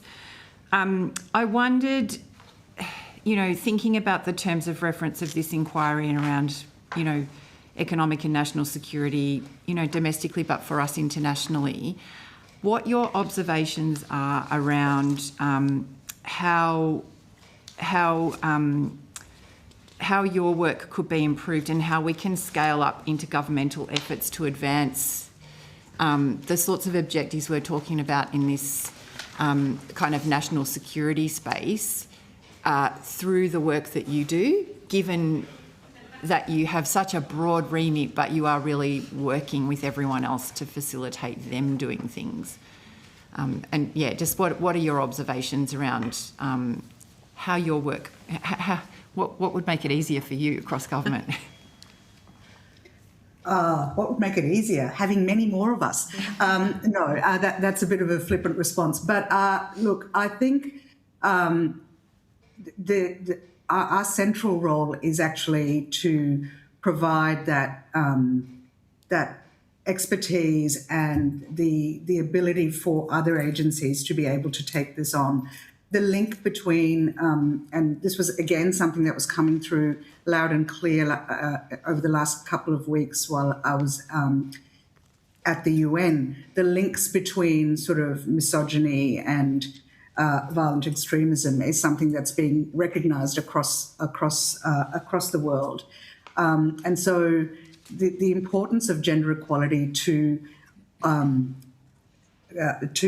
sort of national security is really, really important, and it's something that's been recognised. And so I guess the way we do our work and continue to do our work is to work with places like Home Affairs to make sure that they're thinking about gender equality not as something separate but as fundamental to areas of work that traditionally you might not have thought of as involving gender equality. So making those connections for other areas of government that might not come naturally is something that we do, and but it is pleasing to see that over the last few years we have seen an increase in capacity across government, and we see this in gender analyses that are provided with new policy proposals.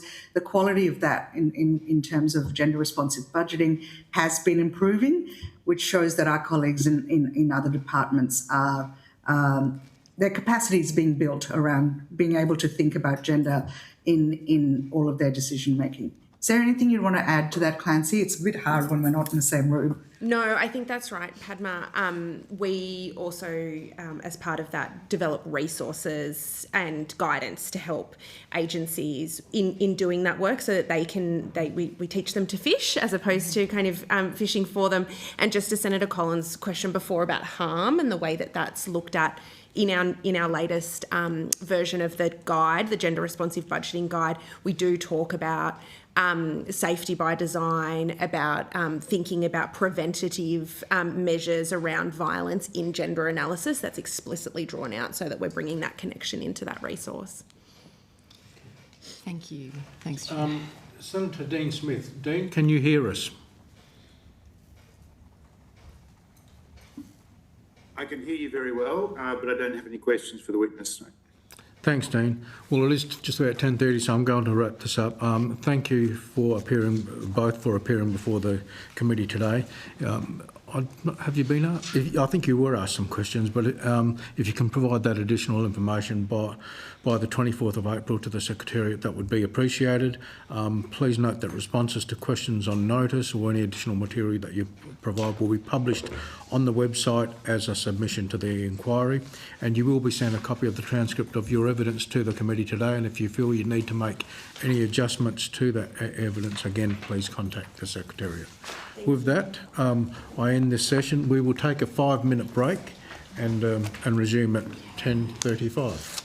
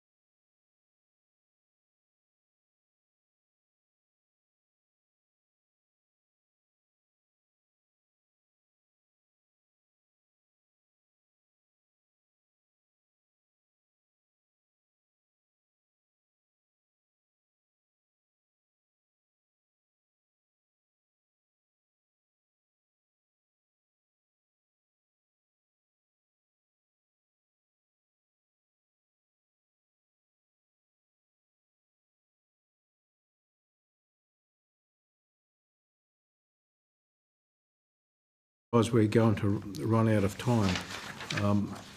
And so I now welcome officials from the Department of Defence to give evidence today.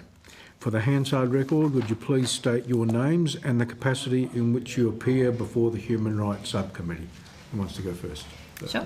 Lisa Craig, First Assistant Secretary, Workforce and People Strategy. Karen Radford, Assistant Secretary, North and South Asia in International Policy Division. Thank you. Air Vice Marshal Lara Gunn, Head of Joint Support Services Division. Thank you. This hearing is a legal proceeding of the Parliament. The giving of false or misleading evidence is a serious matter and may be regarded as a contempt of Parliament. The evidence given today will be recorded by Hansard and attracts parliamentary privilege. I now invite you to make an opening statement before we proceed to discussion, and I also note that you've now provided a written submission, so thank you for that. But would someone like to kick off with just an overview, and then we'll go into a discussion? I will, and I'll keep it short, noting the comments earlier. So thank you for the opportunity to appear today on behalf of Defence. Defence recognises gender equality as critical to Australia's national security, our economic resilience and to defence capability. Our submission outlines a clear position. Integrating gender perspectives is an operational necessity and a strategic capability enabler. Defence takes a continuous improvement approach to gender equality and women, peace and security. This means we act on emerging evidence and refine our policies and practices as risks and operational environments evolve. Our approach to gender equality is twofold. We consider the enterprise-wide gender equality integration, as well as how we operationalise Australia's National Action Plan on Women, Peace and Security. With respect to the enterprise-wide gender equality integration, this involves embedding gender perspectives across workforce policy, capability planning, doctrine and organisational culture. Many reforms were already in motion prior to the inquiry commencing, including efforts to strengthen workplace safety, reduce psychosocial risks, improve reporting pathways, and expand gender-informed health and welfare policies and career pathways.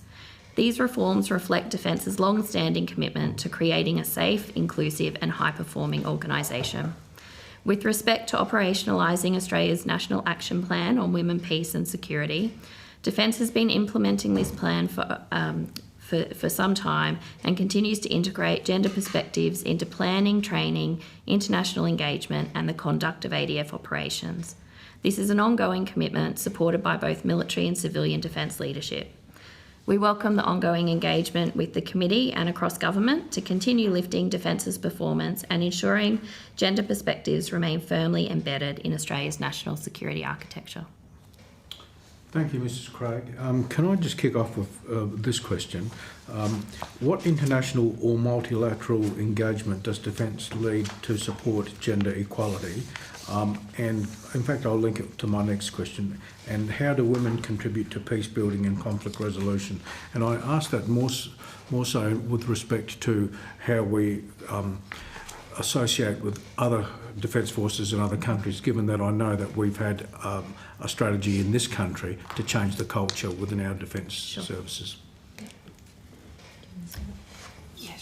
Sure. Thank you, Mr. Zapier. Thank you, Chair. I'll start on some international engagement points and then pass to Air Vice Marshal Gunn. Defence continues to advocate and implement the Women, Peace and Security mandate through our international engagement activities right across the globe. This has become a much increased line of effort over, say, the last 10 years. I've seen that throughout my time in International Policy Division, where now there's a very much a deliberate approach to gender and women, peace and security through each international engagement activity that we do with different countries. So that's most obvious through exercises and military activities. But it also happens through workshops that we run, mobile training teams that we dispatch to other countries to do capacity building through the Defence Cooperation Program, for example, where the focus of the activity might be on, let me just offer one example, cybersecurity, for example, but there's still a gender perspective taken to activities. And I think another important part of that is how we look at the formation of our own teams as well, a gender perspective is now taken to that. So it's much less common these days that, for example, an all-men team, all-male team would be sent overseas for an activity. That is much more common now to have women as part of those teams, that we take a gender perspective to the makeup of our own groupings. I can give the committee, many different examples today of specific activities or things that we've done, but I think the real message is that this is embedded now in our international engagement, and the International Policy Division takes a gender perspective to those activities. And when you do that with an overseas country, are you noticing that they in turn are responding equally by having women in their teams that you're associating with? Yeah, I think that's a good point, Chair. Some of that happens organically. So if we have women in our team, that other country will notice that and might adjust. But in other ways, we do that deliberately, where we're offering training or we're offering courses, and we suggest that the country or the organisation or the Defence Department might have women as part of their delegation or as part of their training group. And that, in turn, that happens coming for training to Australia as well. Yep. Did you wish to absolutely. I can add to that as well. Thank you, Yep. Chair. So I would say that certainly since 2020 there has been a significant increase in demand for military-to-military engagement support, sharing of lessons, policies and training packages across military partners, and particularly with Australia in that space. So we are particularly active in the Indo-Pacific Women, Peace and Security Steering Committee, which is a military steering committee, and its membership includes Australia, the United States, Japan, Papua New Guinea, Philippines, New Zealand and Canada, and it is particularly focused on our region. And Australia has been the chair of that committee at the moment, so we do take an active leadership role in that space. Thank you. Dean, I will go to you next if you have a question, and then to Shane. I do. It's a little bit left field. How do our gender equality considerations influence are influencing our ability to mobilise?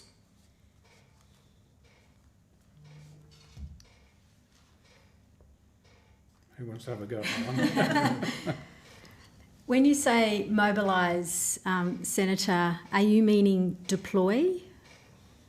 Yep, mobilise in preparation for a significant threat or a significant call-up of Defence Force personnel. Okay, so thank you. I'll take But that. it might also be. I know your comment in the submission about the Australian Civil Military College or network. So it might be a civilian mobilisation as well. Okay, absolutely. So thank you.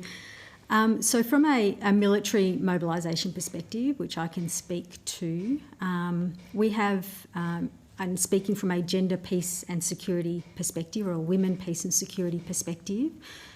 We have a requirement to consider gender considerations woven through nearly 20 of our doctrine and policies, which relate to preparedness, planning and conduct of operations.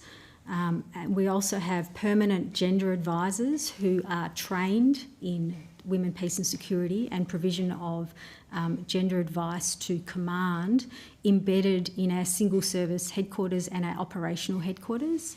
And we have nearly 300 people, more than that, more than 300 gender advisors trained currently serving in defence. And we also have gender focal points, and that is a secondary duty. And we have more than 1,500 people currently serving as trained as GFPs. That is their secondary role. So it means regardless of whether they are an engineer, an intelligence officer, a logistics officer, a planner, a healthcare provider as their primary role, they are trained in considering and incorporating gender considerations into their primary role, wherever that may be. So it is woven through our architecture from policy, doctrine, through training and education. Before we deploy, our pre-deployment training also includes specific awareness training for the entirety of that deployed element in gender considerations. In terms of our... Sorry. No, So right. I'll let you finish. Yeah. I was going to say, in terms of our engagement, the ACMC, as you mentioned, is a separate element, and they are the area that is responsible for that interaction, particularly in Australia, with the civil community, but they also support us in that deployed setting. What are some of the practical matters that gender advisors or others might sort of bring to a discussion around gender equality? So I'd say that it's broader than gender equality. It is also about considerations of the needs of the population that we are deploying into.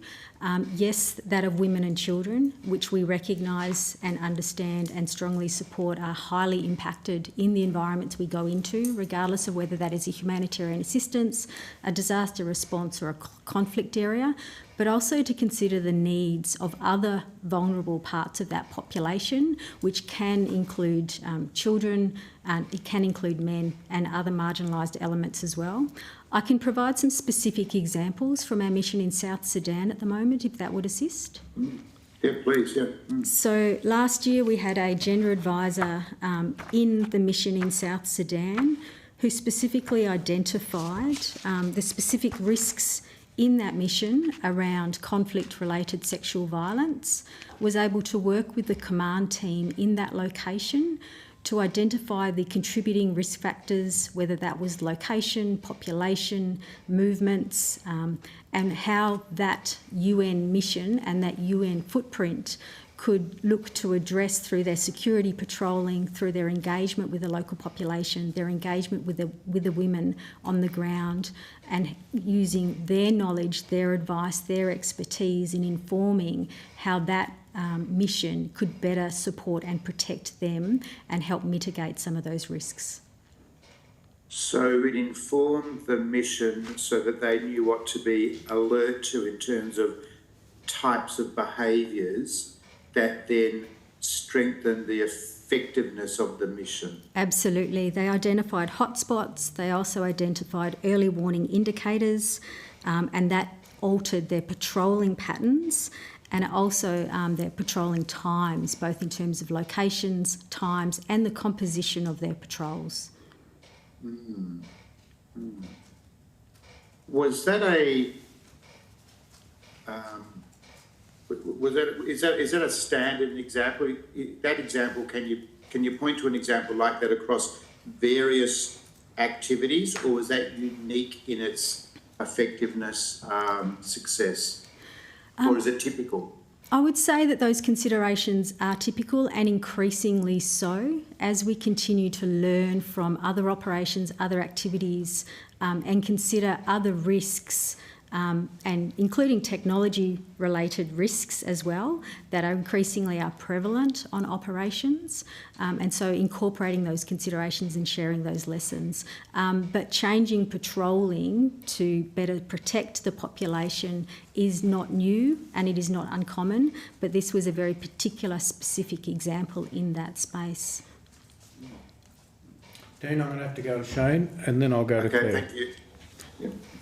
Shane? Thank you very much. I see on paragraph 33 of your submission that the total aggregate percentage of people of the ADF of women on UN peacekeeping missions, that's a low percentage. And then I looked at the percentage of women participating in the ADF, in the Navy, in the Army, and the Air Force, and that figure's above the level of women participating in the ADF, and your defence is aiming for 25% in the ADF by 2030. Is the low percentage of women in the ADF affecting our peacekeeping operations and our participation in security in the region? I can start and then Lara can keep going. Certainly you're correct in terms of the target for participation in the ADF is 25% by 2030. The Air Force is already above that. They're at 27.2%, Navy 24.4 and Army 15.2. So we are looking at the 25% is for the overall Australian Defence Force. And then we sort of break that down by segments. And so we're looking to make sure we're getting 25% of women, not just in health or the segments where we are already well above, but bringing that up in the workforce segments that are below. But I might hand to Lara to talk to then how does that impact from an operational lens. Yeah, absolutely. Thank you so very much. So I'll just start by saying that Defence remains committed to the UN gender parity target, which is the piece that you're referring to, particularly in that submission, and that Australia is one of the few nations that consistently has met or exceeded that gender parity target, and that parity target increases every year by 1% in that regard.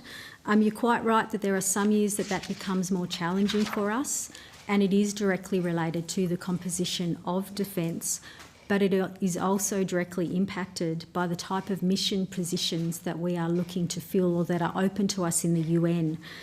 So, for example, at the moment, 26% of those UN mission positions are limited to combat roles, and that is an area that we are actively work on to increase women's participation in defence. But as it currently stands, we do not have the same pool of women available to fill those positions. So that is something that Defence is actively working at. As it stands, we are currently, as at this point in time, meeting the UN gender parity target for this year, but we do acknowledge that it is going to be increasingly challenging as that composition of UN positions available to us changes, particularly if it continues to increasingly focus on combat roles. There barely seems to be a week when you don't see a media report of examples of domestic and family violence, and also domestic and sort of violence or abuse or harassment or intimidation taking place amongst military personnel affecting women. And the Royal Commission into Defence and Veteran Suicide documented that in detail. And I'm just wondering, in view of the work of Kate Jenkins and Respect at Work and the other issues that have been raised on multiple occasions with allegations and potential litigation, what steps is the ADF taking to reduce harassment, intimidation, rape and other kinds of abuse, which seems to be obviously barriers to not just women living their lives the way they want, but also a recruitment and retention obstacle as well? Yeah, thank you for that question. I'll start with that one. So just to be really clear, Defence and our government are really clear that there is no place for sexual violence in Defence. All of our personnel deserve and have the right to expect to work in a safe and inclusive work environment. We have absolutely taken on board all of the recommendations from the Royal Commission that relate to sexual violence and are implementing them as a priority.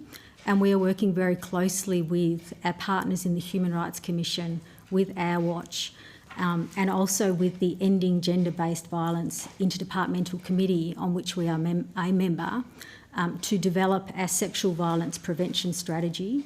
We already have in place our family and domestic violence strategy and action plan, and are continuing to work to implement it. And we are continuing to implement further actions to ensure that our workplace and our workforce are safe, and that anyone who is found to have engaged in sexual violence are aware that they can expect to have their service terminated. And is that impacting those issues, not just is that impacting recruitment and retention in your observation? Thank you. Yep. We continue to see an uptick in the number of Australians seeking to join the ADF, and our separation rates are continuing to reduce. So from at a very high level, there are people still wanting to join, including same proportions of women as previous. And our separation rates for women are lower than for men. But certainly I think, none of that takes away from the fact that some people are still experiencing sexual violence and unacceptable behaviour, and we have to focus on that. So I just think that the high level needs to still be understood in the context of some people's lived experience. Sharon, I'm going to move on. Thanks, Chair. Claire and then Madonna. Thanks, Chair. Just in relation to recruitment and retention in Australia, I did want to get your observations on the health system and how that impacts. And what I'm getting at is we've seen the closure of private maternal obstetrics and gynecological services in places like Darwin and Toowoomba, which are obviously critical locations for the ADF. Are things like that, which is outside, I guess, the defence purview, impacting on recruitment? And I don't just mean of women, but I mean of, can we get men with wives and children to go to these places? How much of an issue is the closure of services like that? So from a family's perspective, we are aware that there are concerns amongst our families in that space. And we are working closely and continue to work closely, as we do across state and government, to consider and work with those areas, to consider those factors. And it is, particularly in the Northern Territory, there were some concerns around obstetric care, to ensure that there are alternates available. And families and our members, before they are posted, to ensure that they are aware of the services that are available or any restrictions that may exist anywhere across Australia, not just in the Northern Territory, so that they can factor that into their deliberations. Mm-hmm. Thank you. And just second question about women in combat roles. I think the statistic was you try and get to 26% or something like that from memory. Is that welcome from within defence? And traditionally, sort of the understanding has been that physical differences between men and women, which do exist as a matter of sort of nature, prevent women from successfully participating in combat roles. Is that a widely sort of accepted proposition within defence? And is it accurate? Can women not successfully participate in combat roles? Or I might start with some of the numbers, and then Lara can continue as well. So it's 25%. 25, yeah. In terms of combat and security, that is currently 10.4% representation of women in that segment, and that's where I was talking about earlier, and where Lara was talking about our ability to contribute to operations. It depends on what segment we're drawing from. Like I say, if I compare to health, it's 54% of women. So it is still something that we're increasing. We did open up all roles to women and combat roles, and that commenced around 2011. It was phased. It was finished by 2016. So it is newer, I guess, is an important context for women being in some of those frontline combat roles. But it's certainly something that we continue to really focus on, increasing the numbers. There's not much more that I can add to that, other than I think there are some perhaps misperceptions and myths, and particularly in the last couple of years, that Defence has been lowering its standards, and that may incorrectly be connected to looking to increase the diversity amongst our workforce. We do routinely and regularly consider standards of entry, requirements of training across the board. Of course, not looking to lower them to impact operational effectiveness or safety of the force, but to ensure that they remain appropriate and contemporary, and consider not just the role, but the way that we operate, the type of equipment that we now have available to us that is perhaps more gender specific, and to look at particular activities and training that may have been causing harm to particular segments of our organisation because they weren't tailored specifically to a gender or a different size or a different way of doing business in that space as well. So we will always continue to review and modernise our standards, but it is quite, I think there is certainly from my personal experience, that all those combat roles are open, has been in place for some time now, and there is an acceptance of that. Thank you. Thanks, Madonna, can you hear us? And if so, what do you I can, thank you. Thank you, Chair. I have a couple of questions. You talked earlier about gender equality being embedded in the international engagement, and you gave some great examples of what's happening within our own, I'll say, Defence Force approach. My question, though, is given that a lot of what you do, particularly in terms of resilience, etc., and risk mitigation, is engaging with local communities. And I'm just wondering, do you have any examples that demonstrate, given the fact that we, as the Australian Defence Force, is working in local communities, how is that influencing those local communities in terms of their approach to gender themselves? I'm not speaking from the defence perspective, I'm speaking in terms of the impact in the communities, and I'm thinking maybe cultural leadership, domestic, cultural changes, domestic violence, prevention, protection, leadership, etc. Do you have any really good examples that you can share that shows that that too is making a difference, or is it not really? Ms. Jarrett, you mean local communities in Australia? No, overseas, our international engagement. Okay, thank you, Ms. Jarrett. I don't have any particular examples about local communities. Australia engages with civil society in each country, and the Department of Foreign Affairs and Trade is probably a better place to give examples about civil society engagement. But perhaps what I would say is that with the Australian Defence Force working with any defence force overseas, of course, that is also a wide selection of people from that country's community. So our engagement is focused on specific activities, whether that's around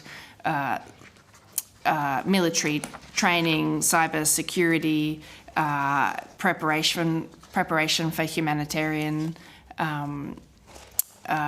assistance and emergency response, those types of things. Perhaps in that HADR space, Ms. Jarrett, that might be actually a good example where engagement with the community is more common in that way. If Australia is assisting on HADR exercises, training, or indeed operations, in that case I would give the Pacific as an example, where the ADF is working closely with that country's emergency services and that country's military, and of course engaged with the community in that way.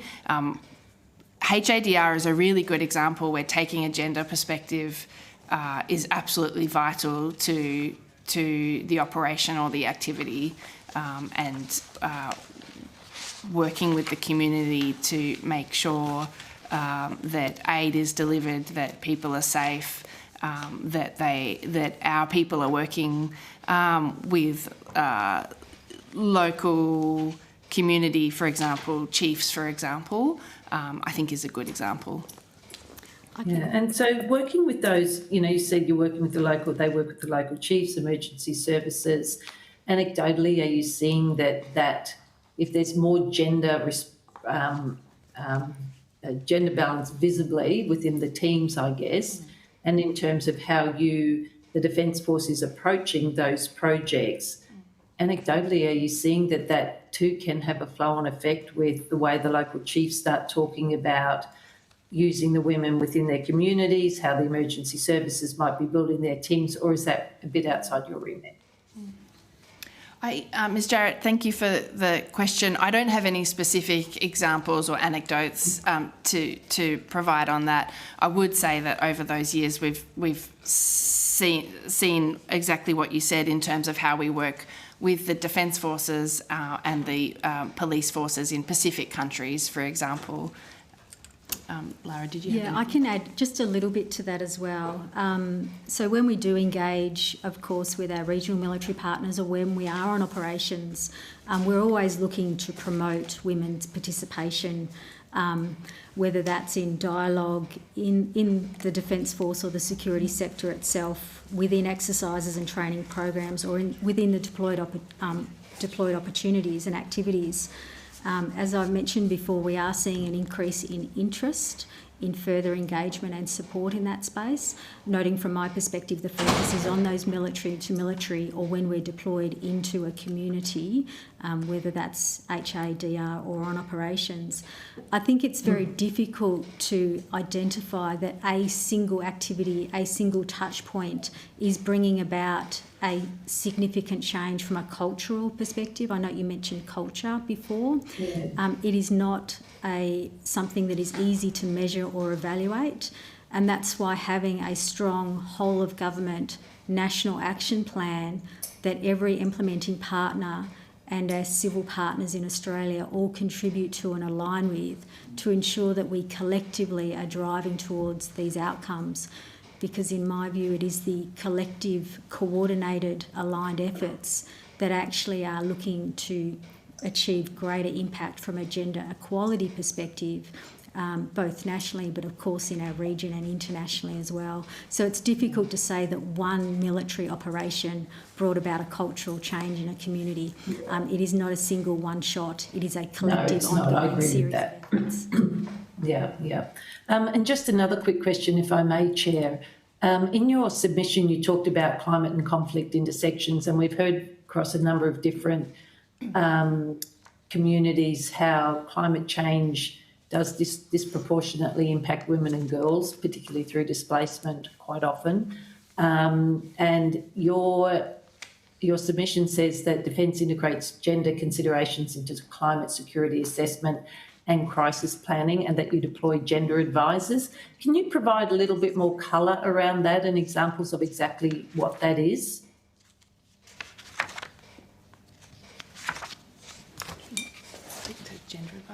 Gender advisors. If needed, we can take it on notice. Perhaps we will, because we're running out of time and I'm going to move on. Jess, you've got a question, and then I'm going to go to Lisa. Thank you, Chair. Can I add a question on notice to that particular section? Because I'd love to better understand the gender advisor program as well. If we could, the budget implications is 300 advisors. I understand the budget implications of that, the time that goes into the training of the advisors, but also the time, across 1 year, and the time that goes into training, the awareness training for the rest of the Defence Force, but also if we could understand the content of that awareness training, just so we can better understand what it is that you're trying to achieve with that, because I understand there'll be different roles with advising, but also the awareness training. Absolutely, we can provide that on notice. Thank you. Thank you very much, Vice Admiral. The Book Treaty. Now, PNG-DF has about 4% women, slightly better than the Parliament, so it's, I think, a pretty good achievement for them. But what are we doing in terms of the implementation of that? I understand that we've had maybe 25, 35 people apply for that. How many have been women, and are we taking active steps to try and encourage Papua New Guinean women here in Australia to apply?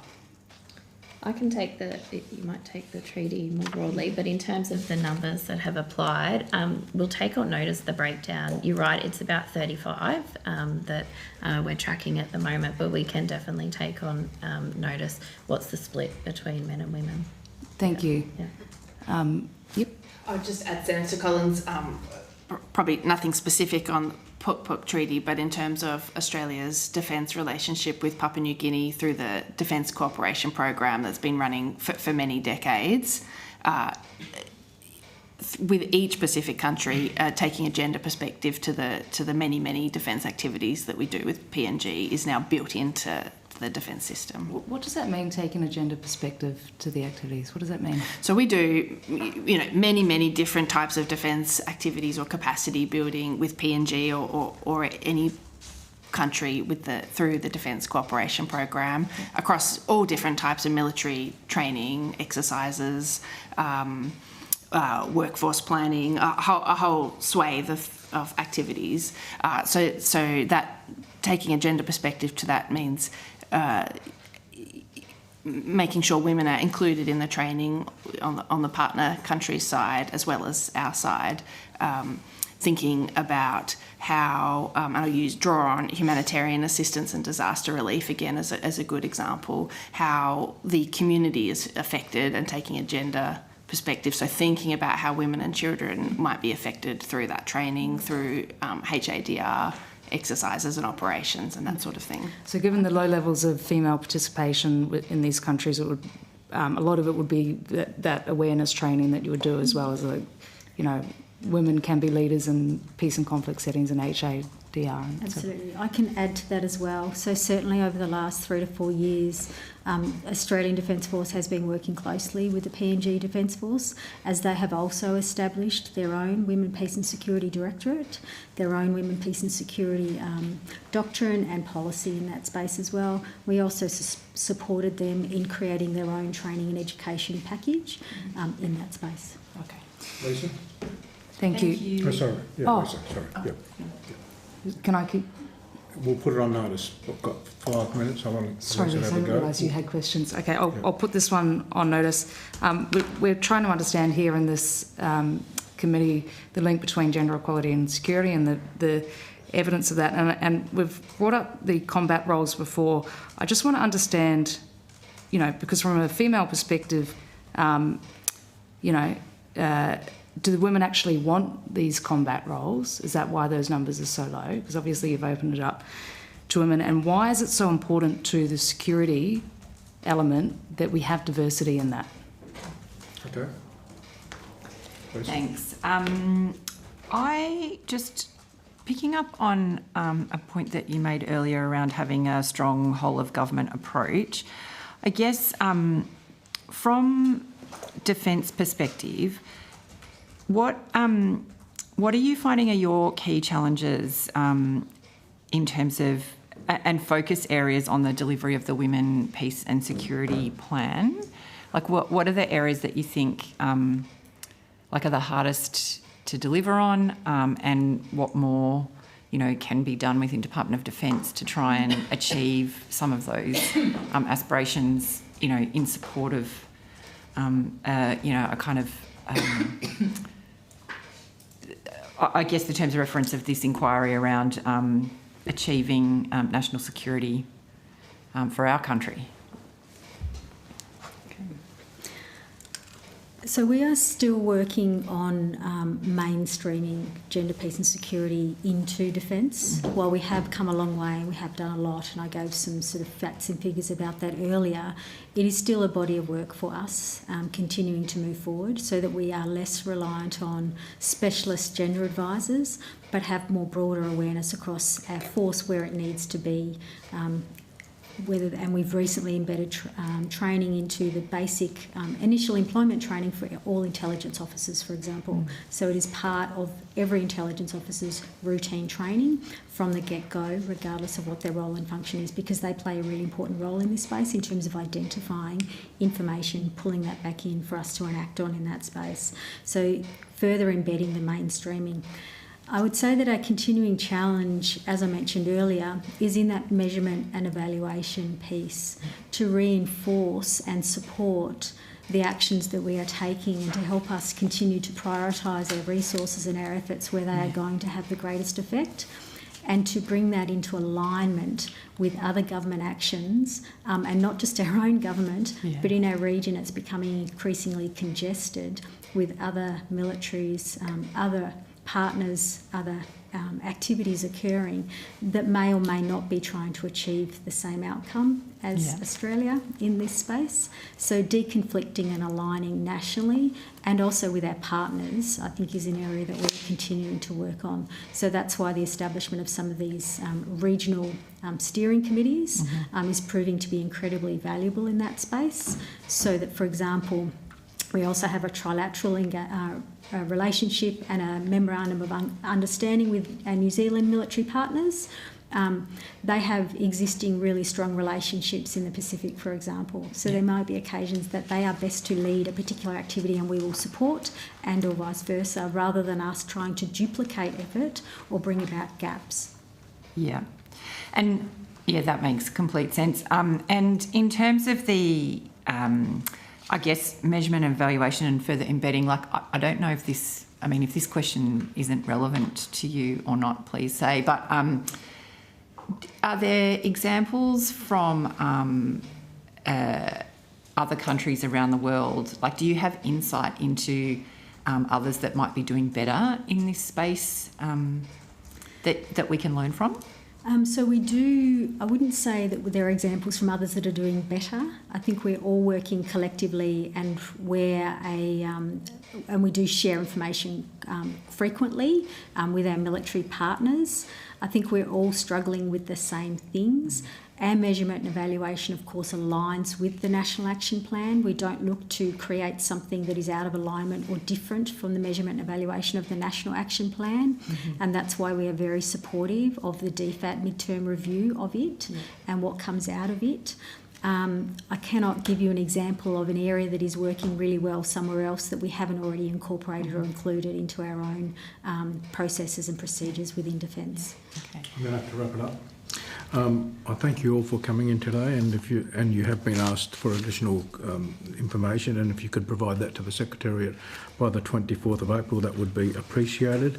And please note that the responses to questions on notice will be published on the website as submissions to the inquiry. You'll also be sent a copy of the transcript of your evidence to the committee, and if you feel you need to make any corrections to that, then please again contact the Secretariat. With that, once again, thank you, and I declare this session ended. Thank you. Thank you so much.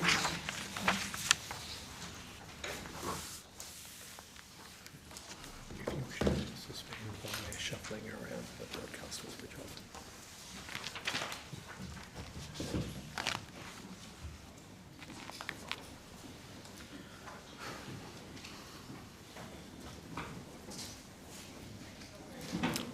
Thank you. Thank you.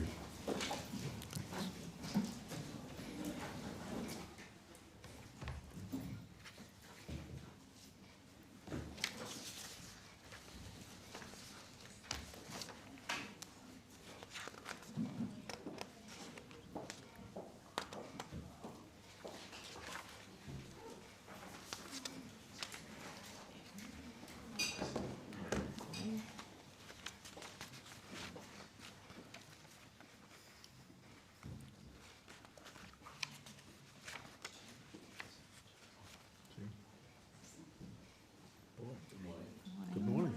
How are you? Good morning.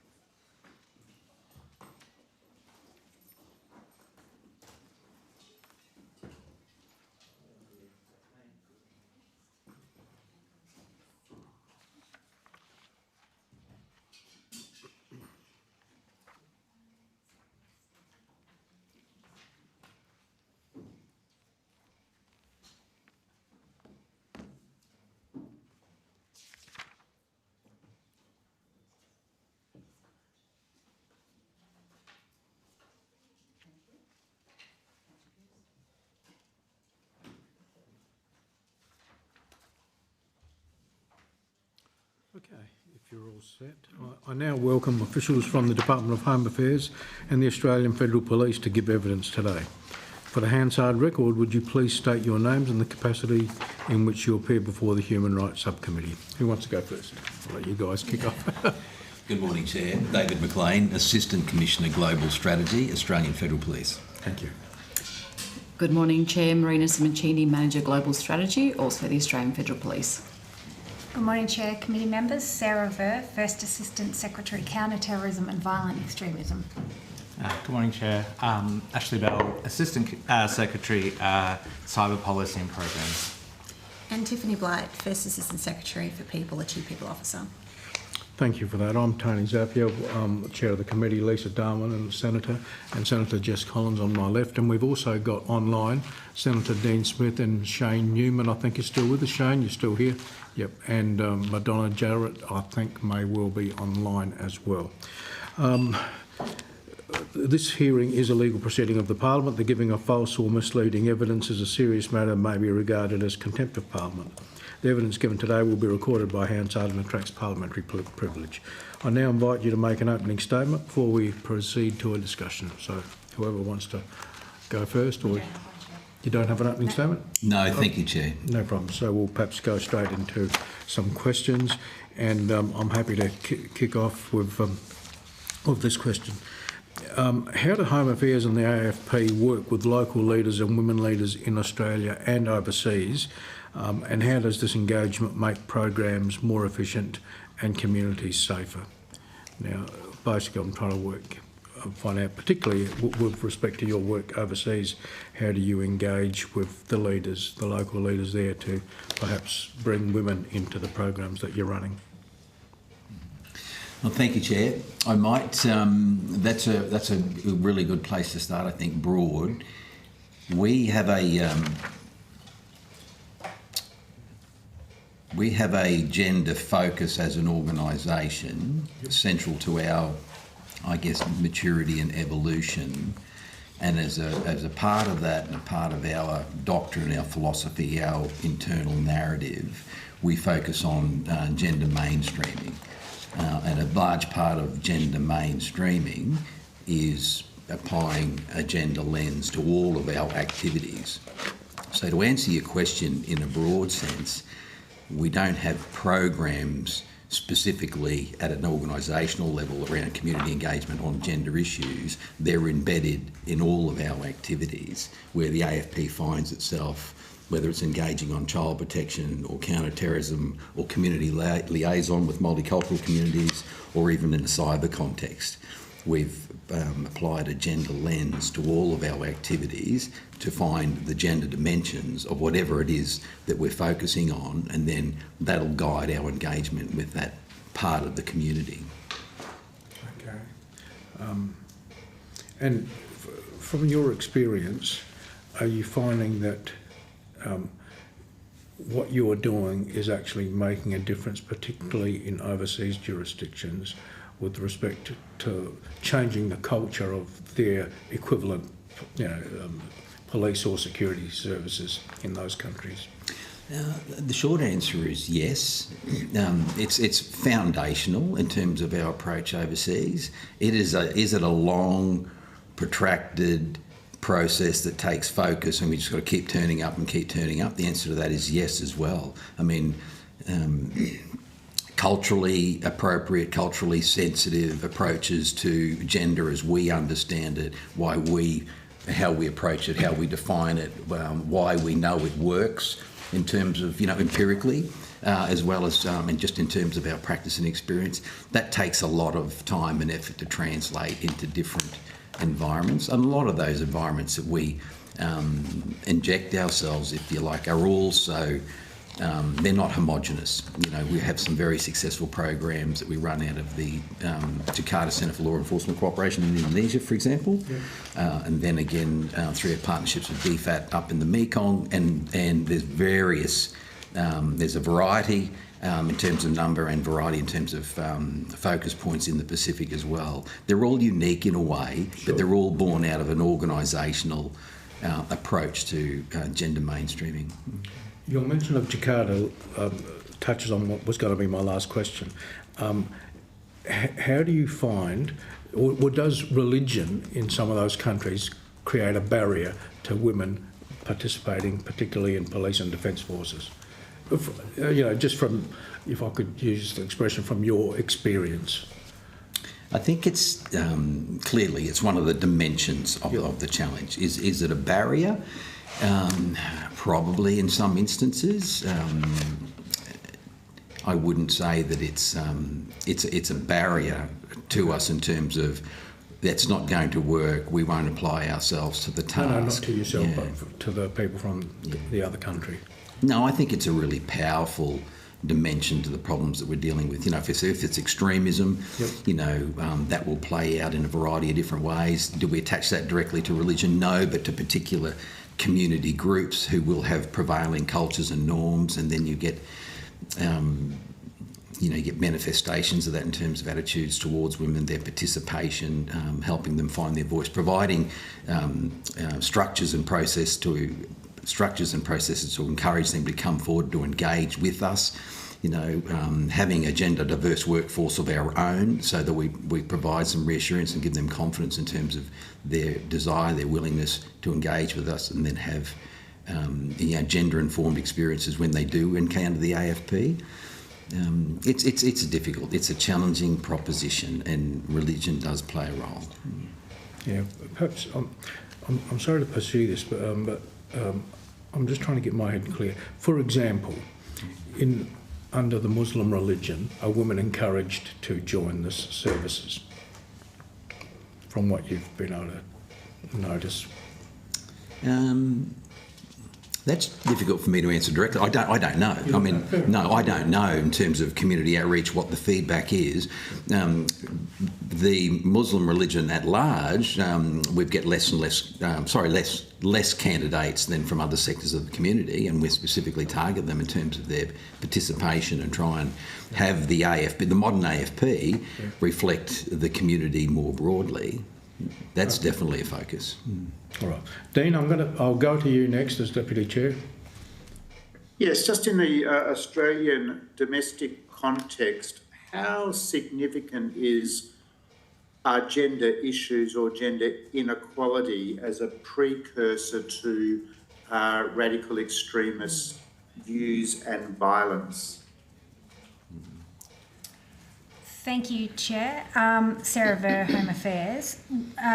Misogynistic views are a common thread in extremist ideologies that we've seen, which serve both as a motivation for violence and pathways to broader networks. It's a thoroughfare through a lot of the violent extremism that we're seeing. So I would say it is not the most significant factor at all, but it is definitely a large factor when we consider the violent extremism within the policies and programs that we look after. So is it the second, third, fourth or fifth factor? I'll give you some statistics, Senator. We have a program called the National Support and Intervention Program. It commenced in July 1st, 2025, and it is a locally delivered counter and violent extremism intervention program that seeks to kind of prevent and divert and rehabilitate vulnerable and radicalised individuals within the community. There are nationally 253 clients up until December last year. Of those, 94% were male, 34 were 17 or under,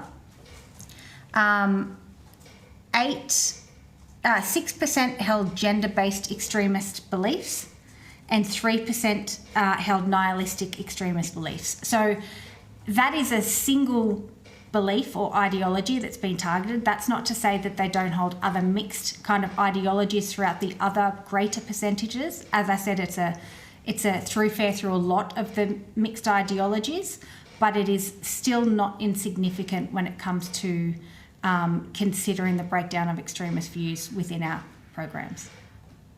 So you said it was locally delivered. Where is that delivered? By locally, do you mean domestically delivered, or you locally Yes. because it's a geographic, specific geographic area? No, Senator, nationally delivered through our state and territory partners, domestically. And of the 200 and how many did you say 253. clients? Sorry? 253. And what's the geographic location, or where are they? Where have they sort of been domiciled most frequently? Not now as part of the program, but where were they domiciled before? Do you mean metro? State breakdown of their origin? I don't have state by state on me, Senator. I'll take that on notice and get back to you on that one. Or actually, my colleague might give it to me by the end of this hearing, which is a direction.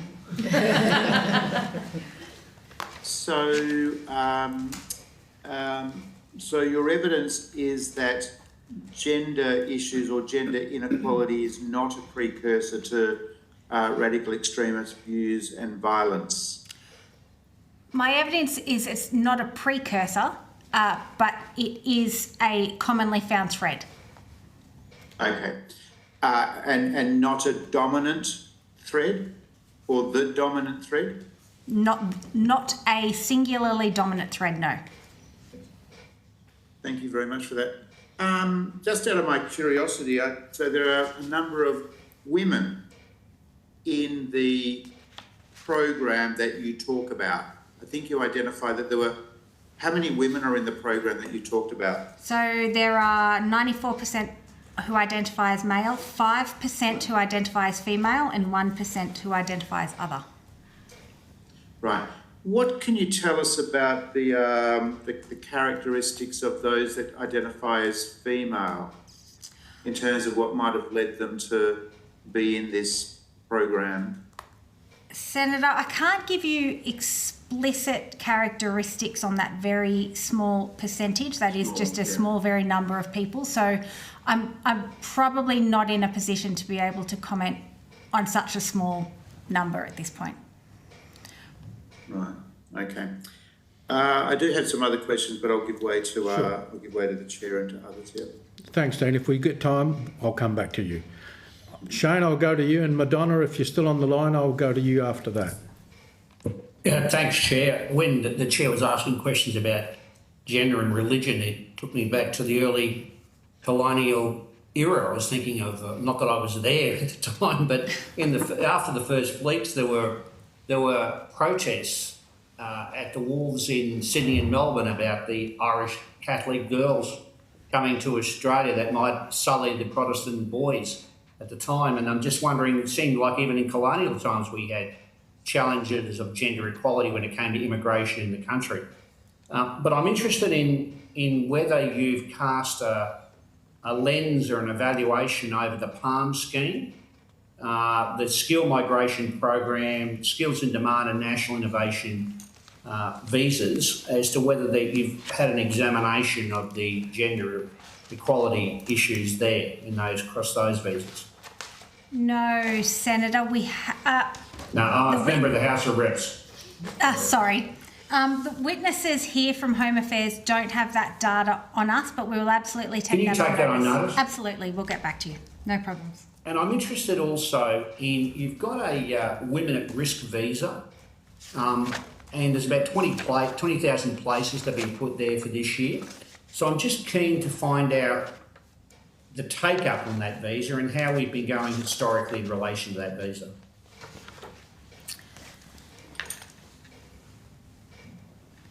I only have a total number on the women at risk visa, which is over 33,200 visas have been granted to vulnerable women and their dependents since the establishment of the visa. So I don't have that. How long has the visa been going? Since 1989. And it's been 20, and what's been the dedicated number? It was 20,000 currently, isn't it? Again, I'll have to get back to you on that. I don't have the annual allocation here. I'll find out and get back to you. Yeah, it's good. My gut feeling is that we're not taking up that visa, women aren't taking up that visa, and we're not processing at a high rate, even though we've got places available. So I'm just interested in you finding out, because that's a visa specifically for women and children at risk of persecution. So I'm just interested as to whether we're doing much about that in particular.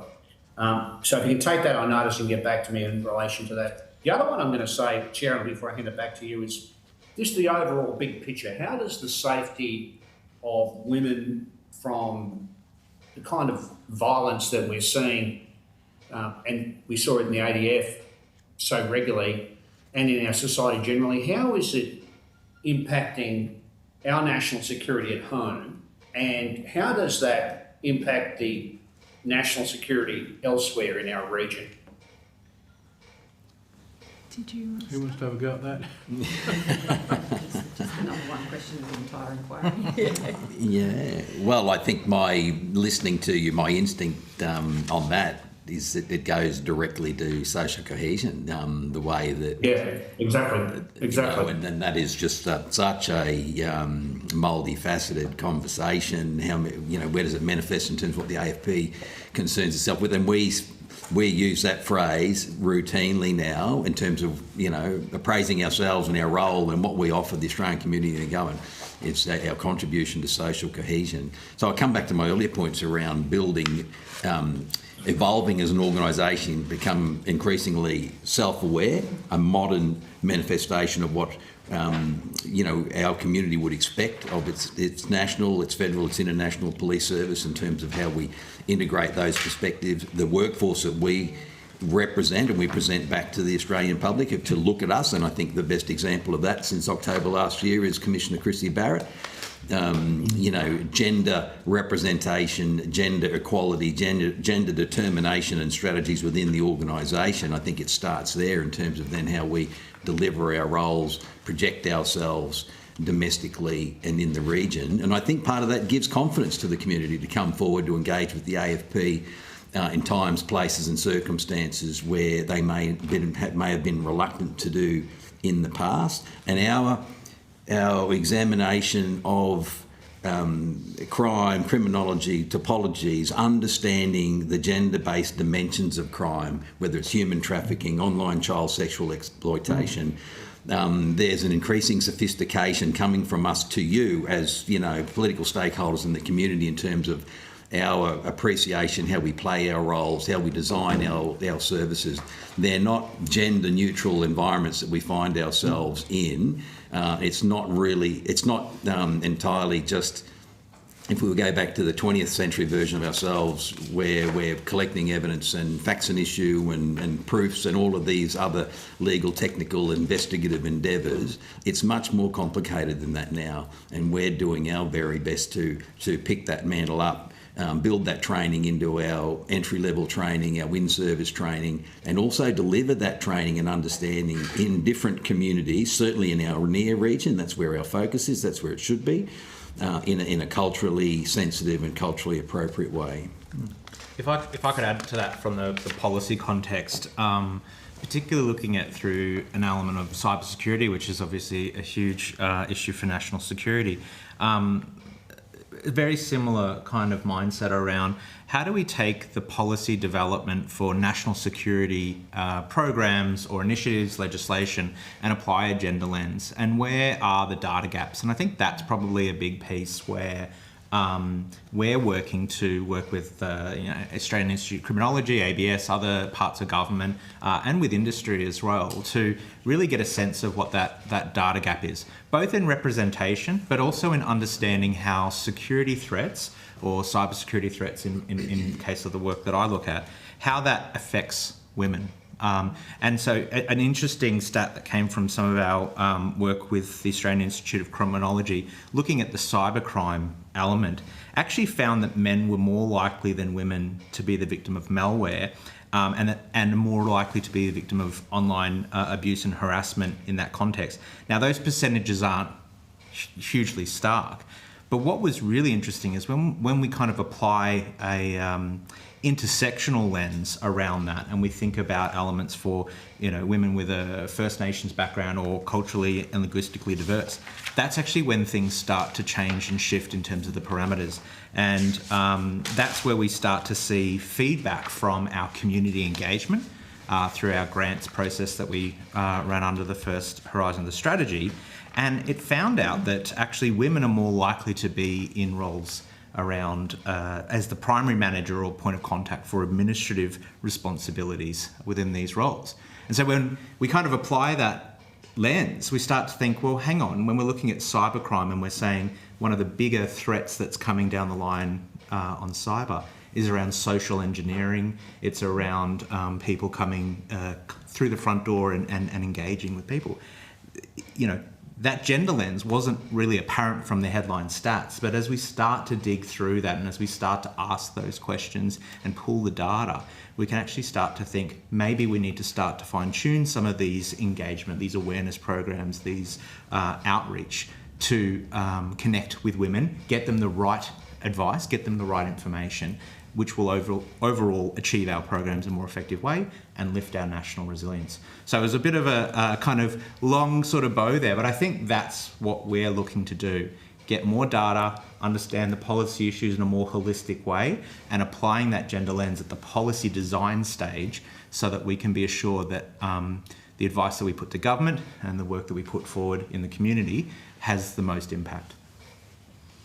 Right, just as risk of being a commentator, Chair, I've always thought that women who are victims of domestic and family violence are far less likely to attend work. Their productivity goes down. The economic cost to our economy is about $31 billion per annum for domestic and family violence.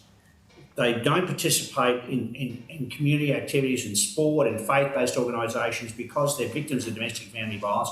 That undermines our civic cohesion, undermines our business confidence, undermines our national security. I don't think we can divorce in any way at all this issue from our social cohesion, our economic prosperity, our national security at all.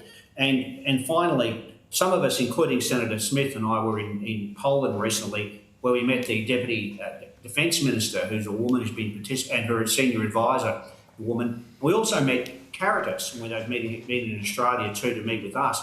They're the largest provider in that war of social services and support for particularly women and children at home. And they had reported to us when we were in Warsaw, the greatest pickup of involvement of women and involved in that social services and helping one another in a communitarian way.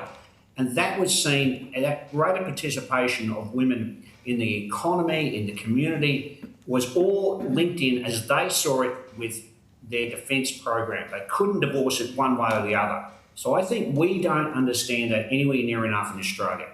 Sorry for my little sermonette, Chair. Thanks, Shane. I will go to Lisa and then Jess. Okay, I'm trying to prioritise my questions.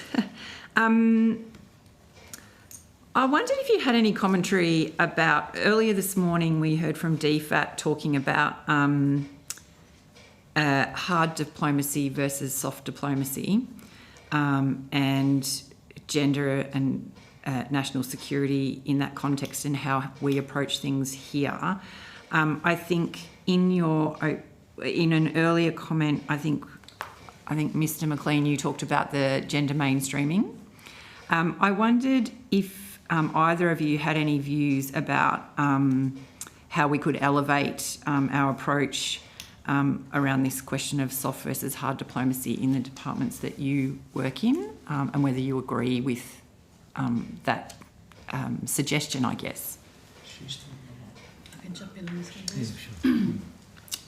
I'll focus on our Marina Simoncini, Australian Federal Police. I'll focus on our Pacific partnerships if I can. One of the things that we're very much doing there is around soft diplomacy, and the reason for that is going back to the Chair's initial question was around local leadership and contextualising the work we do across our partnerships.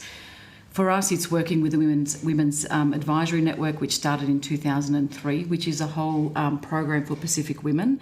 They drive it, we are part of it, we provide support, and there's an annual conference. The importance of that is that it is locally led women, and the contextualisation means that they get the skills and the confidence to be able to then each one teach one and to be able to actually get that gender mainstreaming out into the communities. The feedback we've received from that too is around the fact that they build the confidence to be able to engage with their senior leaders. They can build and push the initiatives out at their local level, but also ones that are contextualised and accepted as part of this journey for them. So for us, a lot of what we do in the Pacific, whether it's gender or our partnerships, we have 130 people based in the Pacific, is very much around soft diplomacy, and it's that contextualisation piece that's really important to us. What about for Home Affairs? I can speak to certainly one program where I think, to kind of carry on that thread where the soft diplomacy element has been quite useful in driving forward for outcomes. So last year under the Quad Cyber Working Group, we actually led a Quad Cyber Challenge, which was focused on women in cyber. And so this is a huge policy issue that we're grappling with to address the underrepresentation of women in the cyber profession. The stark statistic that sticks in my mind at 17%, which is incredibly low. And so it was again, within the context of the Quad and the membership there, a wonderful event with a bunch of our school children and schoolgirls, and an event with the Governor-General to really talk about some of these issues. And we were really lucky also to have Lieutenant General Michelle McGuinness attend as well and talk about her experience in leadership in the cyberspace. So I think those kinds of events which bring together perspectives on gender in what is otherwise a pretty hard NatSec kind of space is quite powerful. I think the soft diplomacy, to that point about, you know, explaining the work that we're doing, but also projecting that out to our like-minded partners or other countries. So it's an example of what was a quite effective event. On the hard diplomacy part, I'm not sure exactly the points that DFAT had raised, but certainly would expect that would be more for them to... Yeah, I'd agree, depending on the context. Yeah. Place for both, Yeah. depending on what you're trying to achieve. Thank you. Maybe just one more. In terms of your work in implementing the Women, Peace and Security Plan and how it contributes to our regional security, I'm just wondering if you could make some brief comments on how we can improve and also whether whether you see a kind of a change in the risks and impacts as our society changes, I guess, around mis and disinformation, the proliferation of that, misogyny, extremist views, and then more broadly impacts on democracy. So I'm sorry, that's a very big question. I tried packing it all in because I've only got one. I think in regards to the aims of the women and children implementation plan, I think that the principles are sound regardless and enduring, and I'm not quite sure that there would be tangible benefits in a reconsideration of those at these stages. I think that they could be flexible and adaptable enough to be applied in most policy contexts in that regard. So I don't particularly think that Home Affairs would have a view on changing those. But the question wasn't really about changing them, but in terms of our action plans to support, like how are we going and how can we improve? Like what do we need to do next, considering, you know, the kind of changing and evolving risks? Environment. Yeah. Yeah, a good question to have on your mind, I think. I mean, the work's not done, we're not finished. I mean, we do need to be objective about our performance, our delivery, our plans. For the time being, I think we're on the right track. You know, as we hear now, there's over 200 Australian Federal Police men and women, not overseas, but yes, overseas, but living and working alongside host country law enforcement agencies. And all of the things that Marina and I have briefly talked to you about today go to that soft power diplomacy on behalf of the Australian government. You know, the AFP as an agency of state helping to, I guess, strengthen, you know, rule of law institutions, certainly in our near region. The way that the plan is currently constructed and what we deliver in line with that, I think is, for now, I think entirely appropriate. But I would agree, I think, with the underlying sentiment. How do we ensure that we stay on track as things evolve? And that'll change. I mean, what we do, what Marina mentioned in the Pacific is replicated in the Mekong countries, it's replicated in Southeast Asia more broadly, but they're all different constituencies. And we contextualise, as Marina said as well. It's not a standardised product. The principles, the philosophy, why we know it's important, why we know it's important now and will continue to be important is a constant. But how we deliver it How we focus on diversity of the institutions themselves, how to strengthen them, the development of individuals and the importance that they play, then the development of providing them with tools, capacity and capability to go and have to understand what gender mainstreaming is in their own context and why it's important to understand the crime and criminality and victimisation in their communities. They're constant endeavours. Yeah. We review all of our programs routinely, frankly, and we adjust, and sometimes on the run. But it's a real diverse suite of things. But the foundational principles, I think, are very sound. And there is an absolute clear line of sight between our objectives, the government's broader objectives, and the strategy that the policing and security, women policing and security strategy. I would probably just add to my previous comment about the building gender lens into the policy design process, to just add that I think one thing that really gives life to the action plan and life to the element of us using that and those principles to better inform our policy is also how we engage and reach out through industry.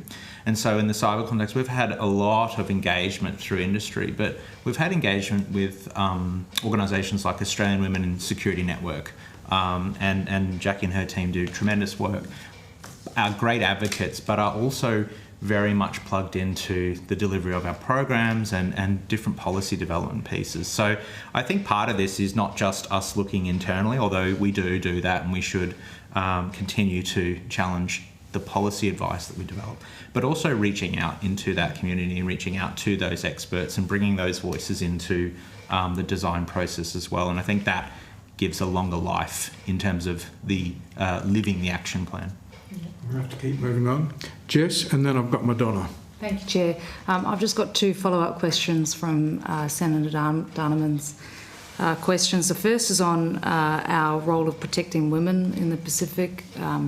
Online safety, human trafficking is obviously a huge problem. We signed an agreement in Kiribati in February 23 for the AFP to operate in there or form a partnership. I'm just wondering on the progression of that, given the huge problem of trafficking in that country. I'm not clear on the actual agreement you're referring to. You're talking about our MOU, our policing MOU with Kiribati? Yep. Yeah, how's that progressing? No, the MOU is not signed for now. Okay. We don't have an on-the-ground policing presence in Kiribati at the moment. We're covering that from our office in Fiji. Okay, so but the regular contact. Indeed, last week I hosted the president of Kiribati in Brisbane, and together with his delegation, including his cabinet secretary, they visited our Pink and Bar Centre, which is really we've referred to it as our hub, but it does sit literally at the heart of our strategy and our delivery in terms of the Pacific Policing Initiative and the training and the services and other things that the Pacific community will develop and deliver for themselves. So that we had a very good session there, very engaged, very pleased, and went away. Yes, it's an impressive facility that we were supported with the Commonwealth in providing. Impressive in terms of the infrastructure and the facilities, but it's much more impressive and powerful in terms of what it represents, what we're building together on that site and what it will do. And the men and women who go through there and return back to their jurisdictions in the Pacific, including Kiribati, and there's a large number of them already, and there will be hundreds and thousands over the years. And the stories that they will tell and what they will learn and what they will see in all of us, and they'll see each other and themselves in facilities like this. So the MOU will deal with that over time, hopefully. But are we closely connected with Kiribati? Yes, and thank you for the question. Last week it was a pleasure to host the President in Brisbane and tour the facility and talk about what we're building together. Yeah. So it's an awesome initiative that you've got, the PPI. Very excited about what it can achieve across the region. But are you doing stuff in Kiribati as well, or is it just the training in Brisbane? With Kiribati, we have been in country quite a few times over the last 18 months to provide operational safety program training, so the use of force type elements.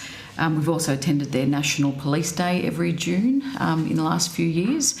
They've also been part of our United Nations peacekeeping training. So last year they sent 10 officers to our United Nations peacekeeping training in Brisbane at our Pinkenba facilities.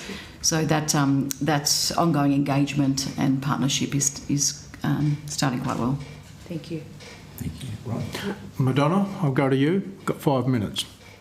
Thank you. I'll start and then I may have to put the last one on notice. Yep. I'm referring to the submission from Home Affairs, but I do note that you put through a number of opportunities, but those opportunities talk about coordinated effort across the whole of government. So I think my questions are going to be both to Home Affairs and the AFP. But you say in here, considering you want to consider gender equality across risk assessment and policy planning. Now, I understand we heard some evidence earlier in relation to what that will look like. But can we get some examples from the other group that wasn't there? And I apologise because it's very hard for me to see names and who's who.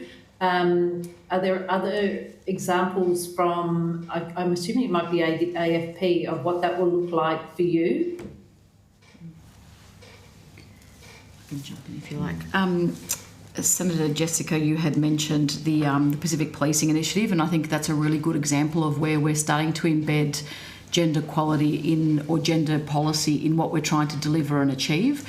So with the Pacific Policing Initiative, everything from the actual Pinkenba hub that Mr McLean referred to, and how we're trying to ensure that through our Pacific Police Support Group, through all the different forums we hold through the PPI, there is a gender focus there, and gender policy is actually being delivered at the very start of that program.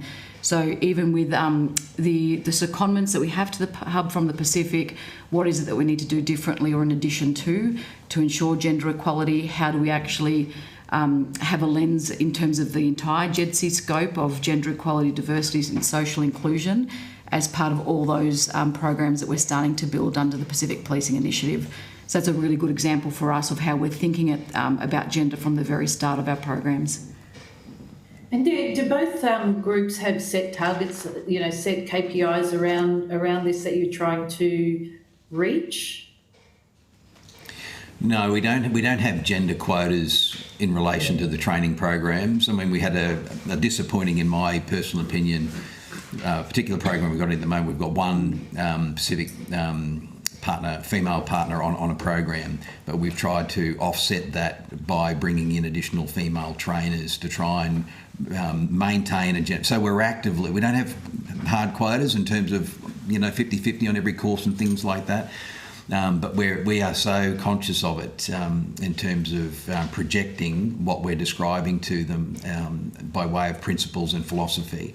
We want that reflected in participation on the courses. So in this particular case that I've got in mind, we supplemented by bringing in additional Pacific Island female trainers and Australian-based trainers. And I think from our perspective in the policy space, again, we don't necessarily have a target in mind, but if I think about the female participation in the cyber workforce, 17% becomes that baseline. Like, we're very clear and publicise that statistic because we know that we need to lift it, and so that becomes a measurable element across the work that we're doing under the cyber strategy to say how are we lifting that number and how do we drive that forward, because we know that participation matters not only in terms of economic opportunity, of which that's a huge part, but also the diversity of our cyber workforce will strengthen the outcomes. And in a cyber incident, you need a very diverse set of skills, perspectives, experiences to respond effectively.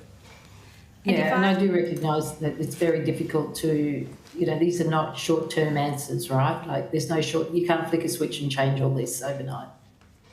If I could just add to my colleague's evidence just quickly, if I could go back to the Women at Risk visa, which in part answers Senator Smith's question about the annual allocation. I can confirm that we're one of the only few resettlement countries that has a dedicated refugee visa program to assist women and their dependents at risk. Senator Smith, you mentioned a 20,000 allocation. That's for the. I think Mr. Zapier. I think Mr. Zapier. Oh no, I think Mr. Newman. I think Mr. Newman. Oh, sorry, Mr. Newman. These questions. Yes, right here. Mr. Newman, who doesn't appear to be online. No, he's left us. Oh, okay. Sorry. He mentioned 20,000 places annually. That's for the humanitarian more broadly. There is no specific allocation of the women at risk visa, but they make up at least 50% of the grants, of the humanitarian visa grants. And when it comes to resettlement, we have a women's safety package, which is funded at 26.1 million over 3 years, which boosts kind of support for women facing domestic and family violence in our refugee community and resettlement throughout our resettlement providers. And also with the skilled migration program, it aims to promote the gender equality through points testing and such as and kind of adjusting the policy parameters of that to recognise things such as flexible work to support women returning from maternity leave or with additional care and responsibilities. Okay, we've run out of time. Thank you. And Chair, if I may just put one question on notice. Certainly. Yep. Thank you. So my question is, again, going back to the Home Affairs submission, when you talk about enhancing community engagement by partnering with women's organisations and local stakeholders, looking at that through the international engagement lens, if you could explain why this is important, what we have to do to enhance that, and also what you really want to, what you're trying to achieve by doing that, honing in on that opportunity. Okay. Dean, did you have any questions you wanted to put on notice? No? No. All good. Okay. Chair, if I may, Yep. I've got a response to the Certainly. breakdown of states Sure. for the counter-environment Yep. extremism. So of the 253 participants, 66% metropolitan, 33% regional, 1% remote. States and territory breakdown, New South Wales 23%, Victoria 25%, Queensland 25%, South Australia 12%, WA 9%, Tasmania 2%, ACT 4%, Northern Territory 0. Okay. That's very, very interesting. Thank you very much. Thank you. All right. Can I thank you all for appearing before the committee today, and you have been asked for some further information to be provided to the committee. If you could do that by the 24th of April, that would be appreciated. You will also be sent a copy of the transcript of your evidence to the committee today, and again, if you feel you need to make any adjustments or corrections to that transcript, please contact the Secretariat. With that, this session has ended. Thank you, Chair. Thanks, Chair. Thanks, guys.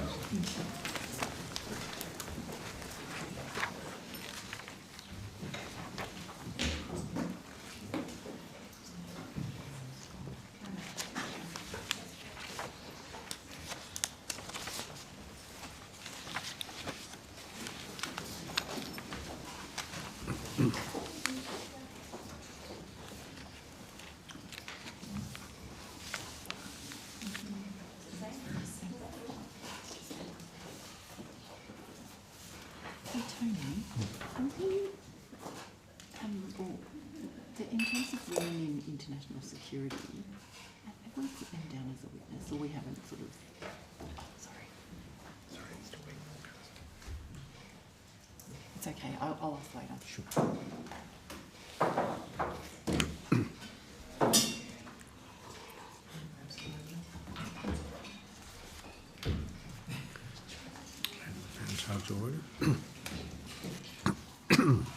I now welcome officials from the Australian Centre for International Agricultural Research to give evidence today.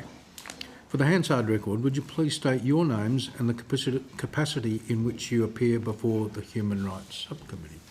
Thank you, Chair. Dr Nick Austin, Acting Chief Executive Officer of the Australian Centre for International Agricultural Research. Sure. Thank you. Todd Sanderson. I'm a Research Program Manager for Social Systems, Economics and Policy at ACL. Ingrid Van Putten, Research Director at the Australian Centre for International Agricultural Research. Barbara Pamphilon, the Director of the Family Farm Teams Project, which has from the University of Canberra, which has developed from a series of ACR funding grants.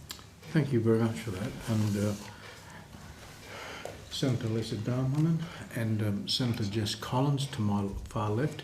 And I think Dean is still with us. I think we've lost Shane Newman and Madonna Jarrett. Madonna's still with us as well.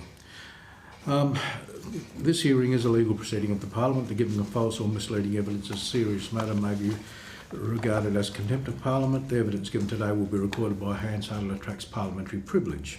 I now invite you to make an opening statement if you wish to do so, and then we'll go into some questions and discussion. Thank you, Chair. And thank you and to your committee for the opportunity to contribute to the important work of this inquiry. Gender equality is not only a matter of rights and fairness, it's central to the effectiveness and sustainability of Australia's international development, diplomatic and economic engagement. Evidence from ACR, the Australian Centre for International Agricultural Research, demonstrates clearly that addressing gender inequality is fundamental to achieving lasting outcomes in food security, climate resilience and poverty reduction across our region. ACR works in more than 30 countries in the Indo-Pacific, supporting agricultural research for development. Our experience shows that women make up, on average, around 40 to 50% of the agricultural labour force, yet consistently face lower access to land, finance, technology, training and decision-making power. Where these structural inequalities persist, development investments deliver weaker and less durable results. Conversely, when women are meaningfully included, research adoption improves, productivity increases and household nutrition and resilience are strengthened. ACR's evidence also demonstrates that gender equality can't be achieved through an add women and stir approach. Rather, gender transformative research and programming, which addresses underlying social norms, power relations and institutional barriers is required. Projects such as ACR's gender transformative work with ethnic minority communities in Vietnam showed measurable improvements in women's leadership, decision making and economic participation when research explicitly engages women and men in changing social norms. Importantly for this inquiry, ACR's work aligns closely with Australia's broader foreign policy objectives. Gender equality strengthens regional stability, improves climate adaptation outcomes and enhances effectiveness of Australian aid and science diplomacy.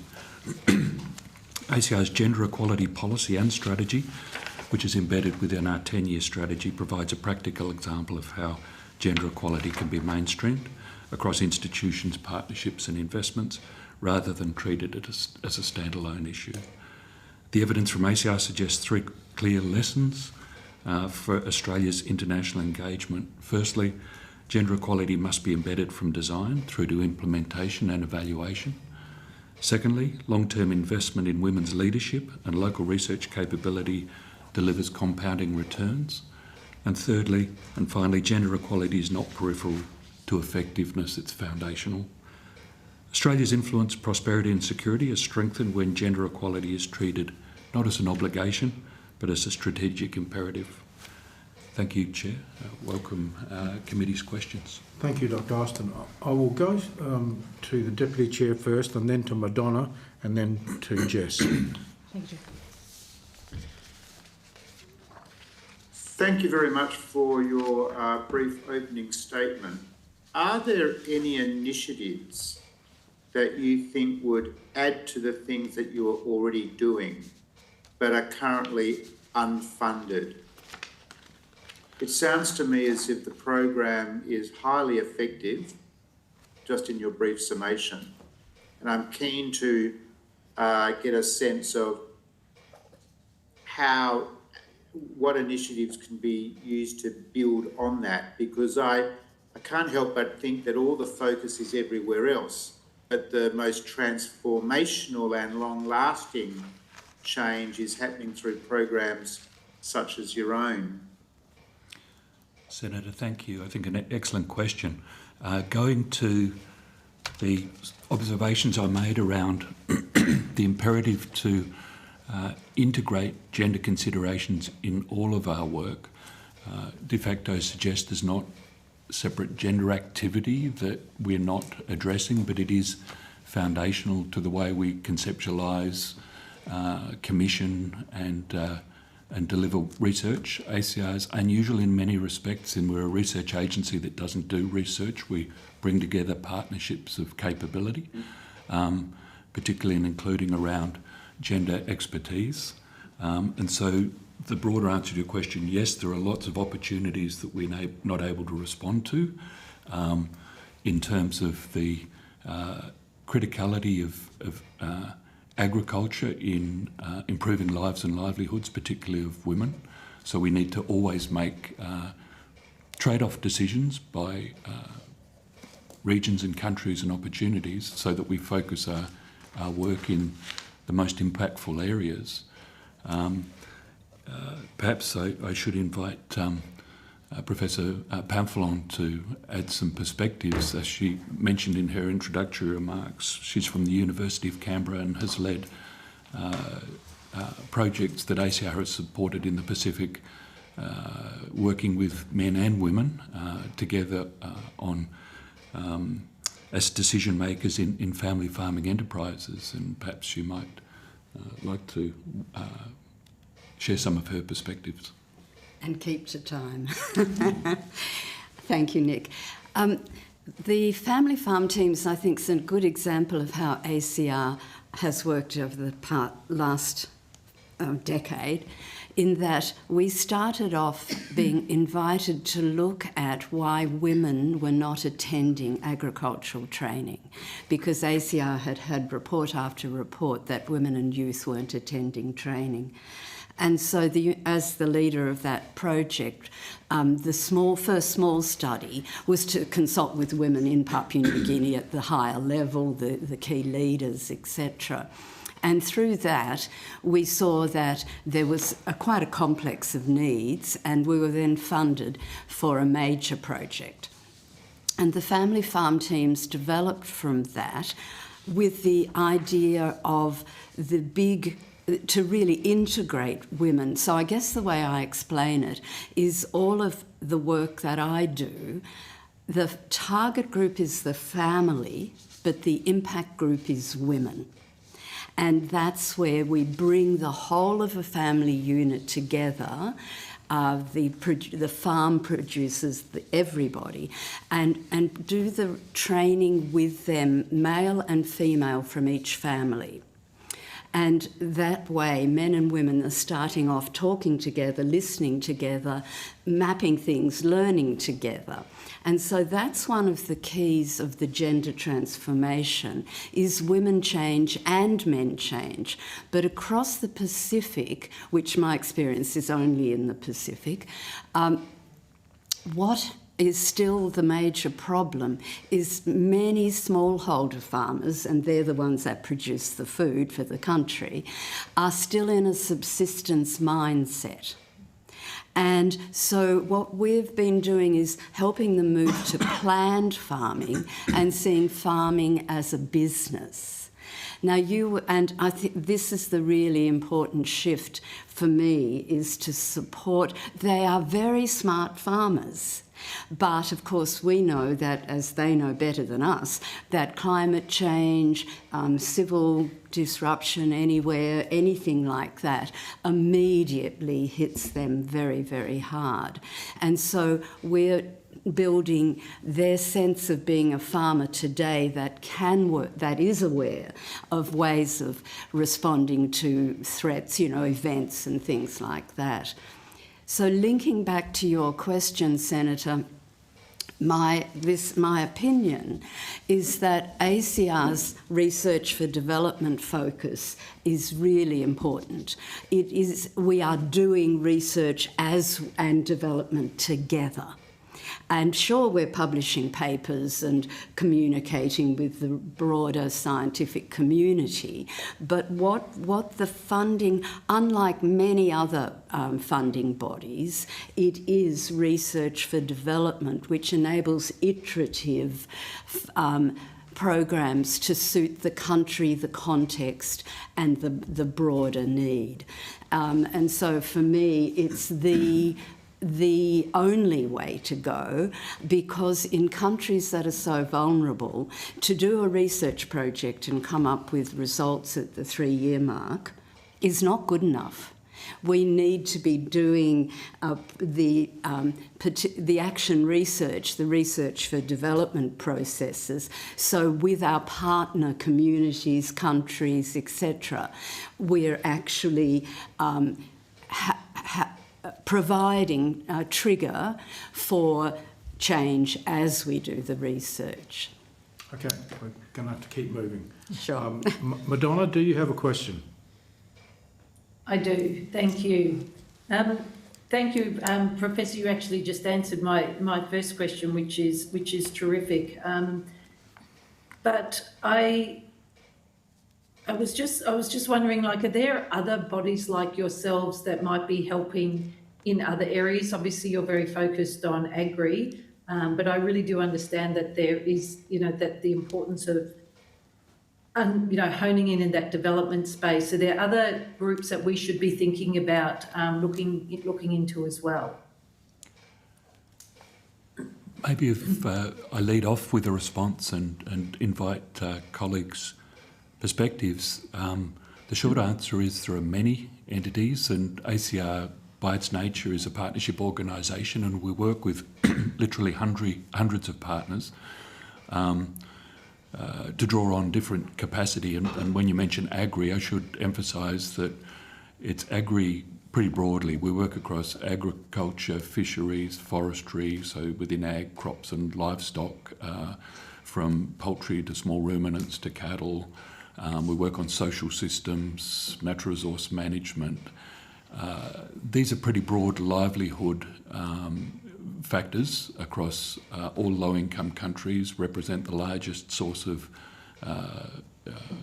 employment, livelihoods and income opportunities as smallholders move from subsistence or from when coastal dwellers who depend on gleaning or coastal fisheries for incomes and livelihoods develop.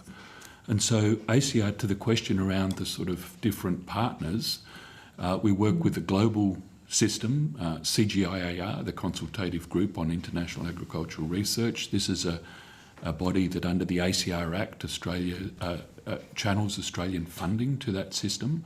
They have specific programs around gender and equality, including on aspects of impact evaluation, data. They have a platform on gender, which would, I think, be relevant to this committee's inquiry.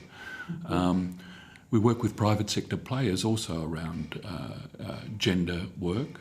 And so there's a large network. We've seen a big shift in the international development space with particularly the US reprioritising its efforts and the knock-on effect to traditional funders, particularly from Europe, where they've rebalanced their priorities to an extent that gender has not got the visibility or momentum that it did have in programming.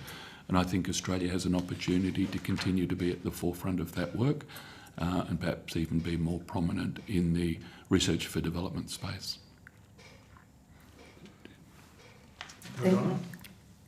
Thank you. That's helpful.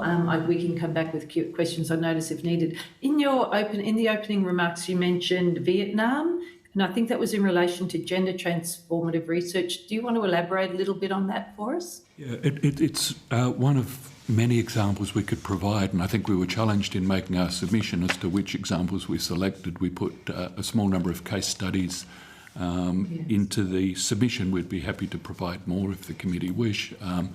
One we didn't include was the work in the highlands in Vietnam with Hmong communities with a focus on women and vegetable value chains.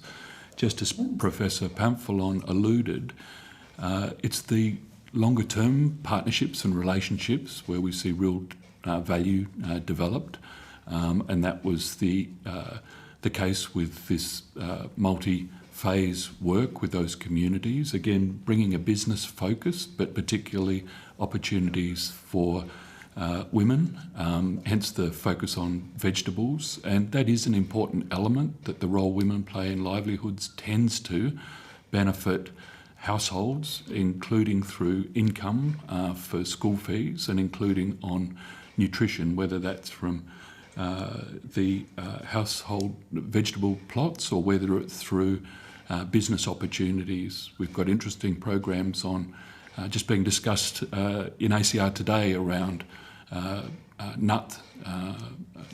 tree nuts in Papua New Guinea, and opportunities for women specifically around that crop. So we'd be happy to provide more examples, including on the work in Vietnam, which I think was independently evaluated as having had meaningful impacts on gender equality. Thank you, Chair. I do have another question, but I'm happy to pass over, and if there's time at the end, ask if you could come back to me, please. Thanks, Madonna.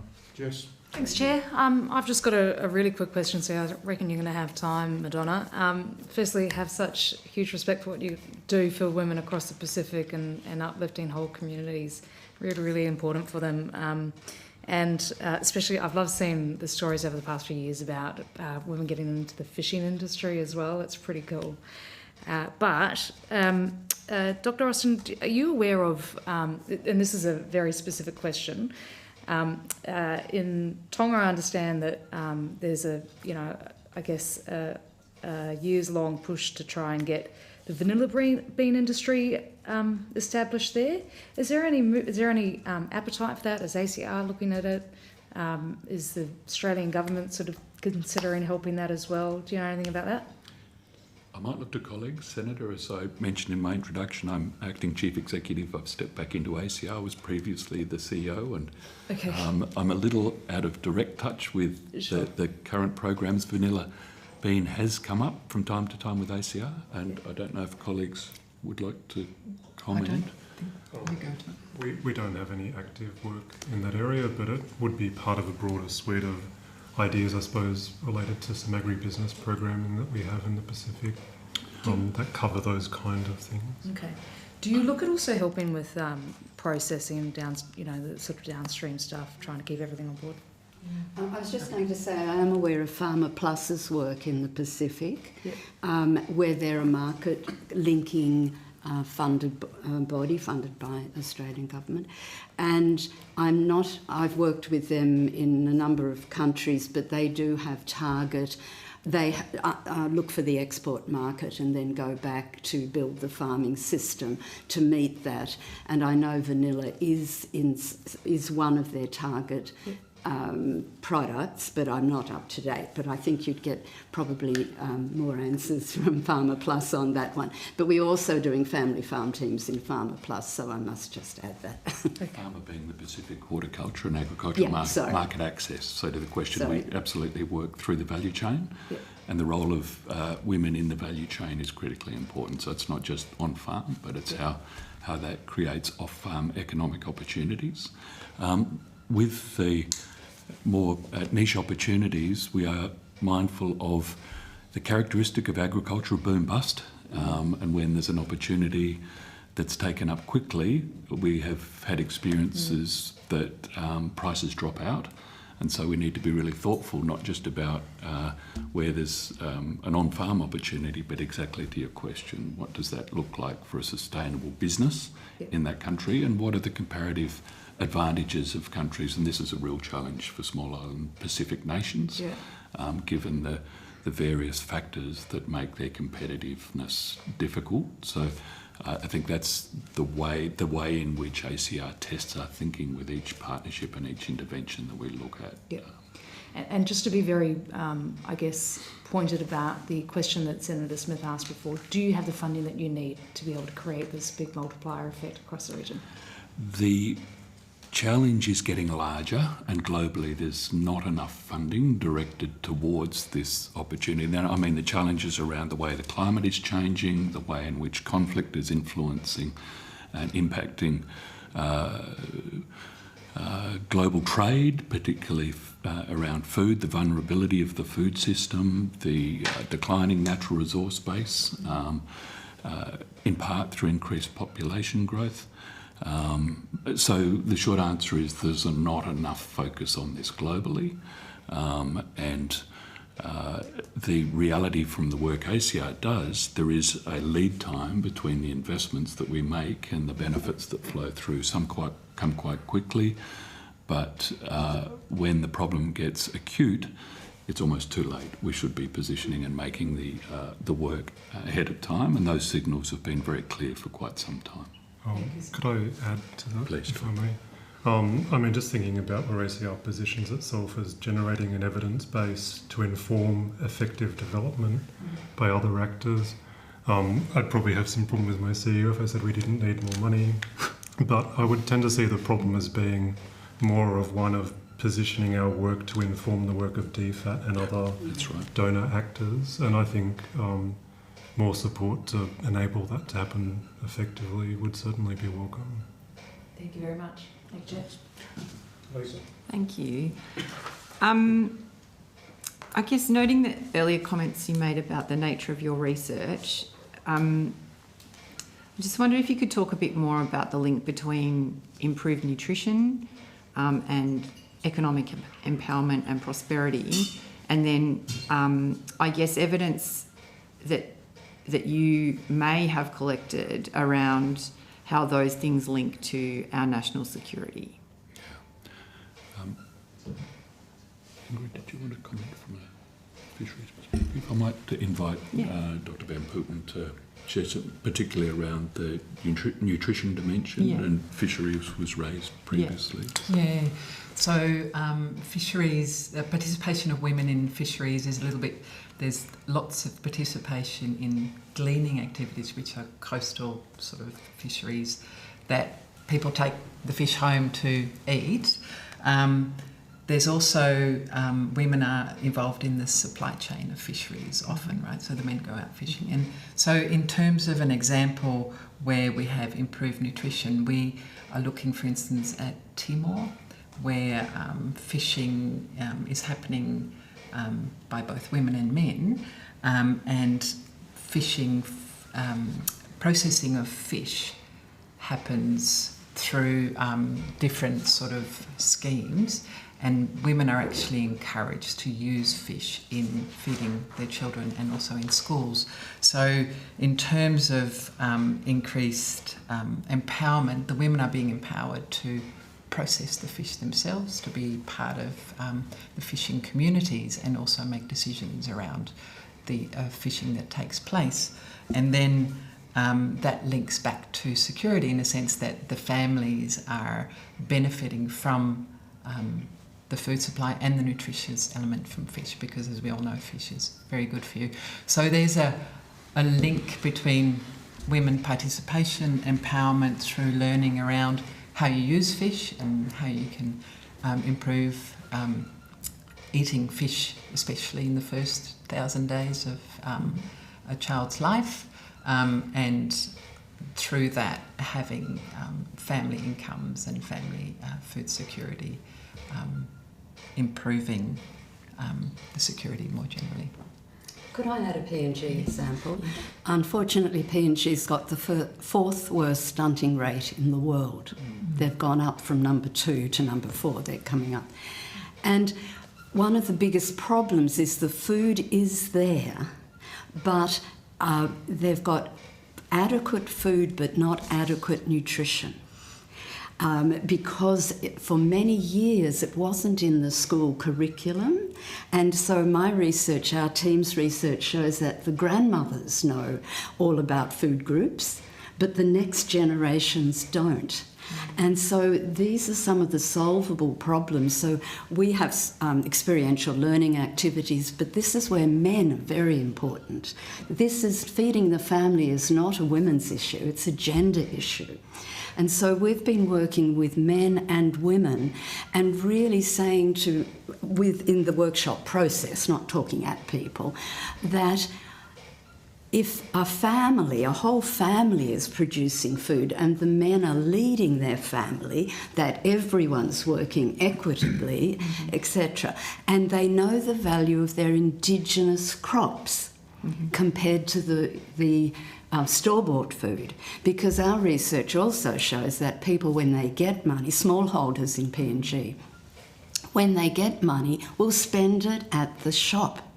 White rice, white bread, treats, sometimes oil and salt and tinned fish, all good, but sometimes the extra funds can actually lower nutrition. And so once you've got that situation, then you've got the whole productive unit of a family, of the country going downhill. So I think that link of really focusing on the smallholders who feed the nation, I think that's, for everything you were talking about, really key. Yeah. Thank you. And just my final question, you talked about mainstreaming and those 3 points that you made in your opening statement, from design to evaluation, long-term involvement in local research and being foundational, not peripheral. In your experience, do you have any advice to this inquiry from what you've seen in the work that you do, what we should be thinking about how we continue to improve our mainstreaming as we try and support the efforts that organisations like yours are making to make these links for our Pacific partners, but more broadly as we engage in the international community? So I think one of the important elements that ACR fits within the broader development program and aligns with the objectives of and targets for gender within our programming. But I think importantly, the sustainable impact comes when gender considerations are embedded in our partners' processes as well. And that includes around capacities in partner countries. And so ASEAN, in recognition of important and persistent gaps in women leadership in agricultural research and development, has a particular program, the Merrill Williams Fellowship, that recognises the role that Dr. Merrill Williams has played, particularly in the fisheries world, but in international development and championing the role of women and girls. The fellowship is targeted on research leadership, so that there's a sustainable capacity built in country to continue the momentum. And so I think we can seek to push, but it has to be owned and driven in country as well. Yeah. Other colleagues may have additional thoughts. Just to add to that, I mean, it's often when we're talking about gender equity, we tend to focus on women and the sort of the raising of women. I think some of the work that we have supported in the Pacific in particular, looking at the role of men in creating that sort of enabling environment, I think Family Farm Teams is a really good example of recognising that you need to bring both together to have enduring change. Yeah. And I think just to add the youth element and recognising the young age profile in most of the countries where ACR works, it's the family focus, men, women and youth as the ag system seeks to transform. I think that's where the link to national security also lies, because if young people don't see a future, then I don't have to say any more. But agriculture and livelihoods in rural settings in the Pacific, there are futures, there are big futures, but there's not pathways to them yet. A broken TVET, vocational education system, is one indicator, pathways from school, knowledge of opportunities. I think that's a really important. I think perhaps it goes to Senator Collins' question earlier around the sort of through the value chain for opportunities, because continuing to work on a small holding is not attractive to the younger generation, and many of their parents do not want their children doing that. Yeah. But there are tremendous opportunities in agriculture, particularly as modern technologies start to find their place. And so I think that to the stability question is a really important, meaningful work, meaningful economic opportunities. And maybe, sorry, just to add, probably climate change is the other one, as you mentioned, young people and future. Probably climate change action and support around that, which is probably outside of your remit, but worth mentioning. Very much. Family Farm Teams in Vanuatu is actually using it as part of their disaster preparedness work. Okay. So again, so that you've got a whole of family who are working together. I won't go any further, but you know what I'm saying. Senator, if I might add very briefly, The climate change angle, particularly in agriculture, is a really critical one for us. And the evidence that we have is actually that agriculture is feminising through climate change processes, so particularly as a result of shocks. Mm-hmm. Not exactly sure what the underlying mechanism is, but we do see a higher proportion of women taking on leadership and decision-making roles within agriculture systems, particularly in Southeast Asia. Thanks. Okay, I've got a quick question and then I'm going to go to Senator Smith for the last question. In the countries that particularly in the Pacific area, do any of the countries, when it comes to family farms and land ownership, have what I would call a cultural difference where women are not allowed to actually be land owners or title holders to land? Yes. The countries are all quite different, but in Papua New Guinea, the land there's matrilineal and patrilineal systems. So in some cases, women are the owners of the land, but it doesn't mean they've got control over it. Okay. So we've got a patriarchy little umbrella, and the women, it is handed down through them. But in other countries like Fiji, of course, land ownership is quite different, where you can buy and sell land. But yes, the evidence shows that women are the percentage of women who are land owners.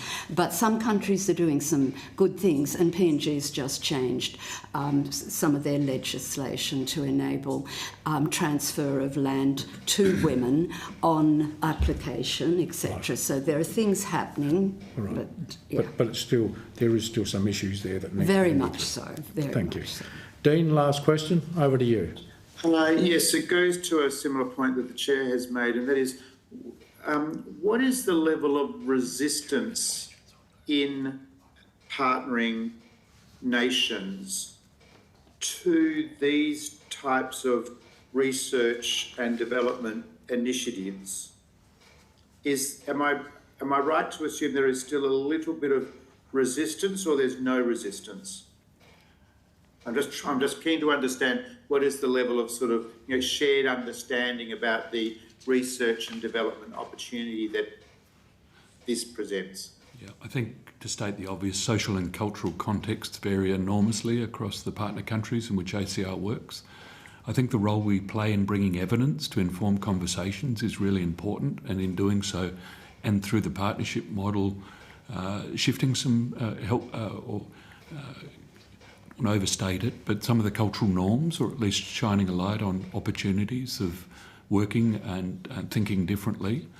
And in part, that because that takes time, the enduring nature of partnerships is really important. Building trust, building mutual respect, building a shared understanding is foundational to getting any change.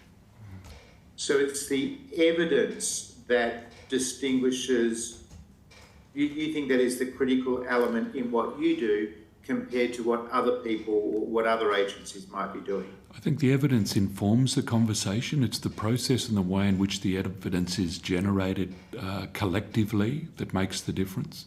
Simply bringing evidence to a problem is unlikely to lead to meaningful change. But the co-design and the co-delivery of the work, and there's a genuine intent that all parties, ACR talks about the mutual benefit to Australia and partner countries. All of the participants in the collaborations learn on that journey, and the really effective collaborations is where there is that mutual benefit designed in. And so I don't think the evidence is the answer. It informs, but it doesn't in and of itself. So it's the process around the research design and engagement that I think is actually the element that makes the difference. Not that the generation of evidence is unimportant, but I don't see that as the central purpose or key influencer of the outcome, but other colleagues. I think it's also the ability to generate the evidence themselves or in the places we work is really important, and that co-design process is the bit that is key, and that's also where the gender aspects are culturally embedded, I suppose, in the research. So it's really important. Madonna, you had a question on notice. You want to put a question just on a question. I can put it on notice, Yeah, Chair, yeah. if that's okay. Yep. And it's just an extension of the comment you made at the start in relation to some of the systemic barriers facing, women setting up businesses, etc., and their economic empowerment, which is obviously really important to local and national security. You talked about land access, owning land, access to finance, technology, etc. If you look across your broad spectrum of groups that you engage with, because this has been a perennial problem, like the World Bank's been reporting on this for years, right? Like, as you look across the spectrum, are you seeing improvements in certain areas where these barriers are being broken down? And if so, maybe can you point us to some examples that we can look at that could be scaled up or used in other markets? Yeah, I think there are really important indicators of progress. We'd be happy to follow up with some examples from our work around those. Right. But to my earlier observation around the fairly dramatic shifts in development assistance globally and in many ways the deprioritisation or loss of focus on gender, I think the job is far from done. And while there's important progress, there are reasons to have some concerns about whether that progress will be maintained. But we'd be very happy to follow up with some indicators and some really some bright spots. Yeah, I think that's a fair point, Mr. Austin, because we have heard that, from others as well. So, thank you. Okay, that wraps up this part of the hearing, and I thank you all for appearing before the committee today.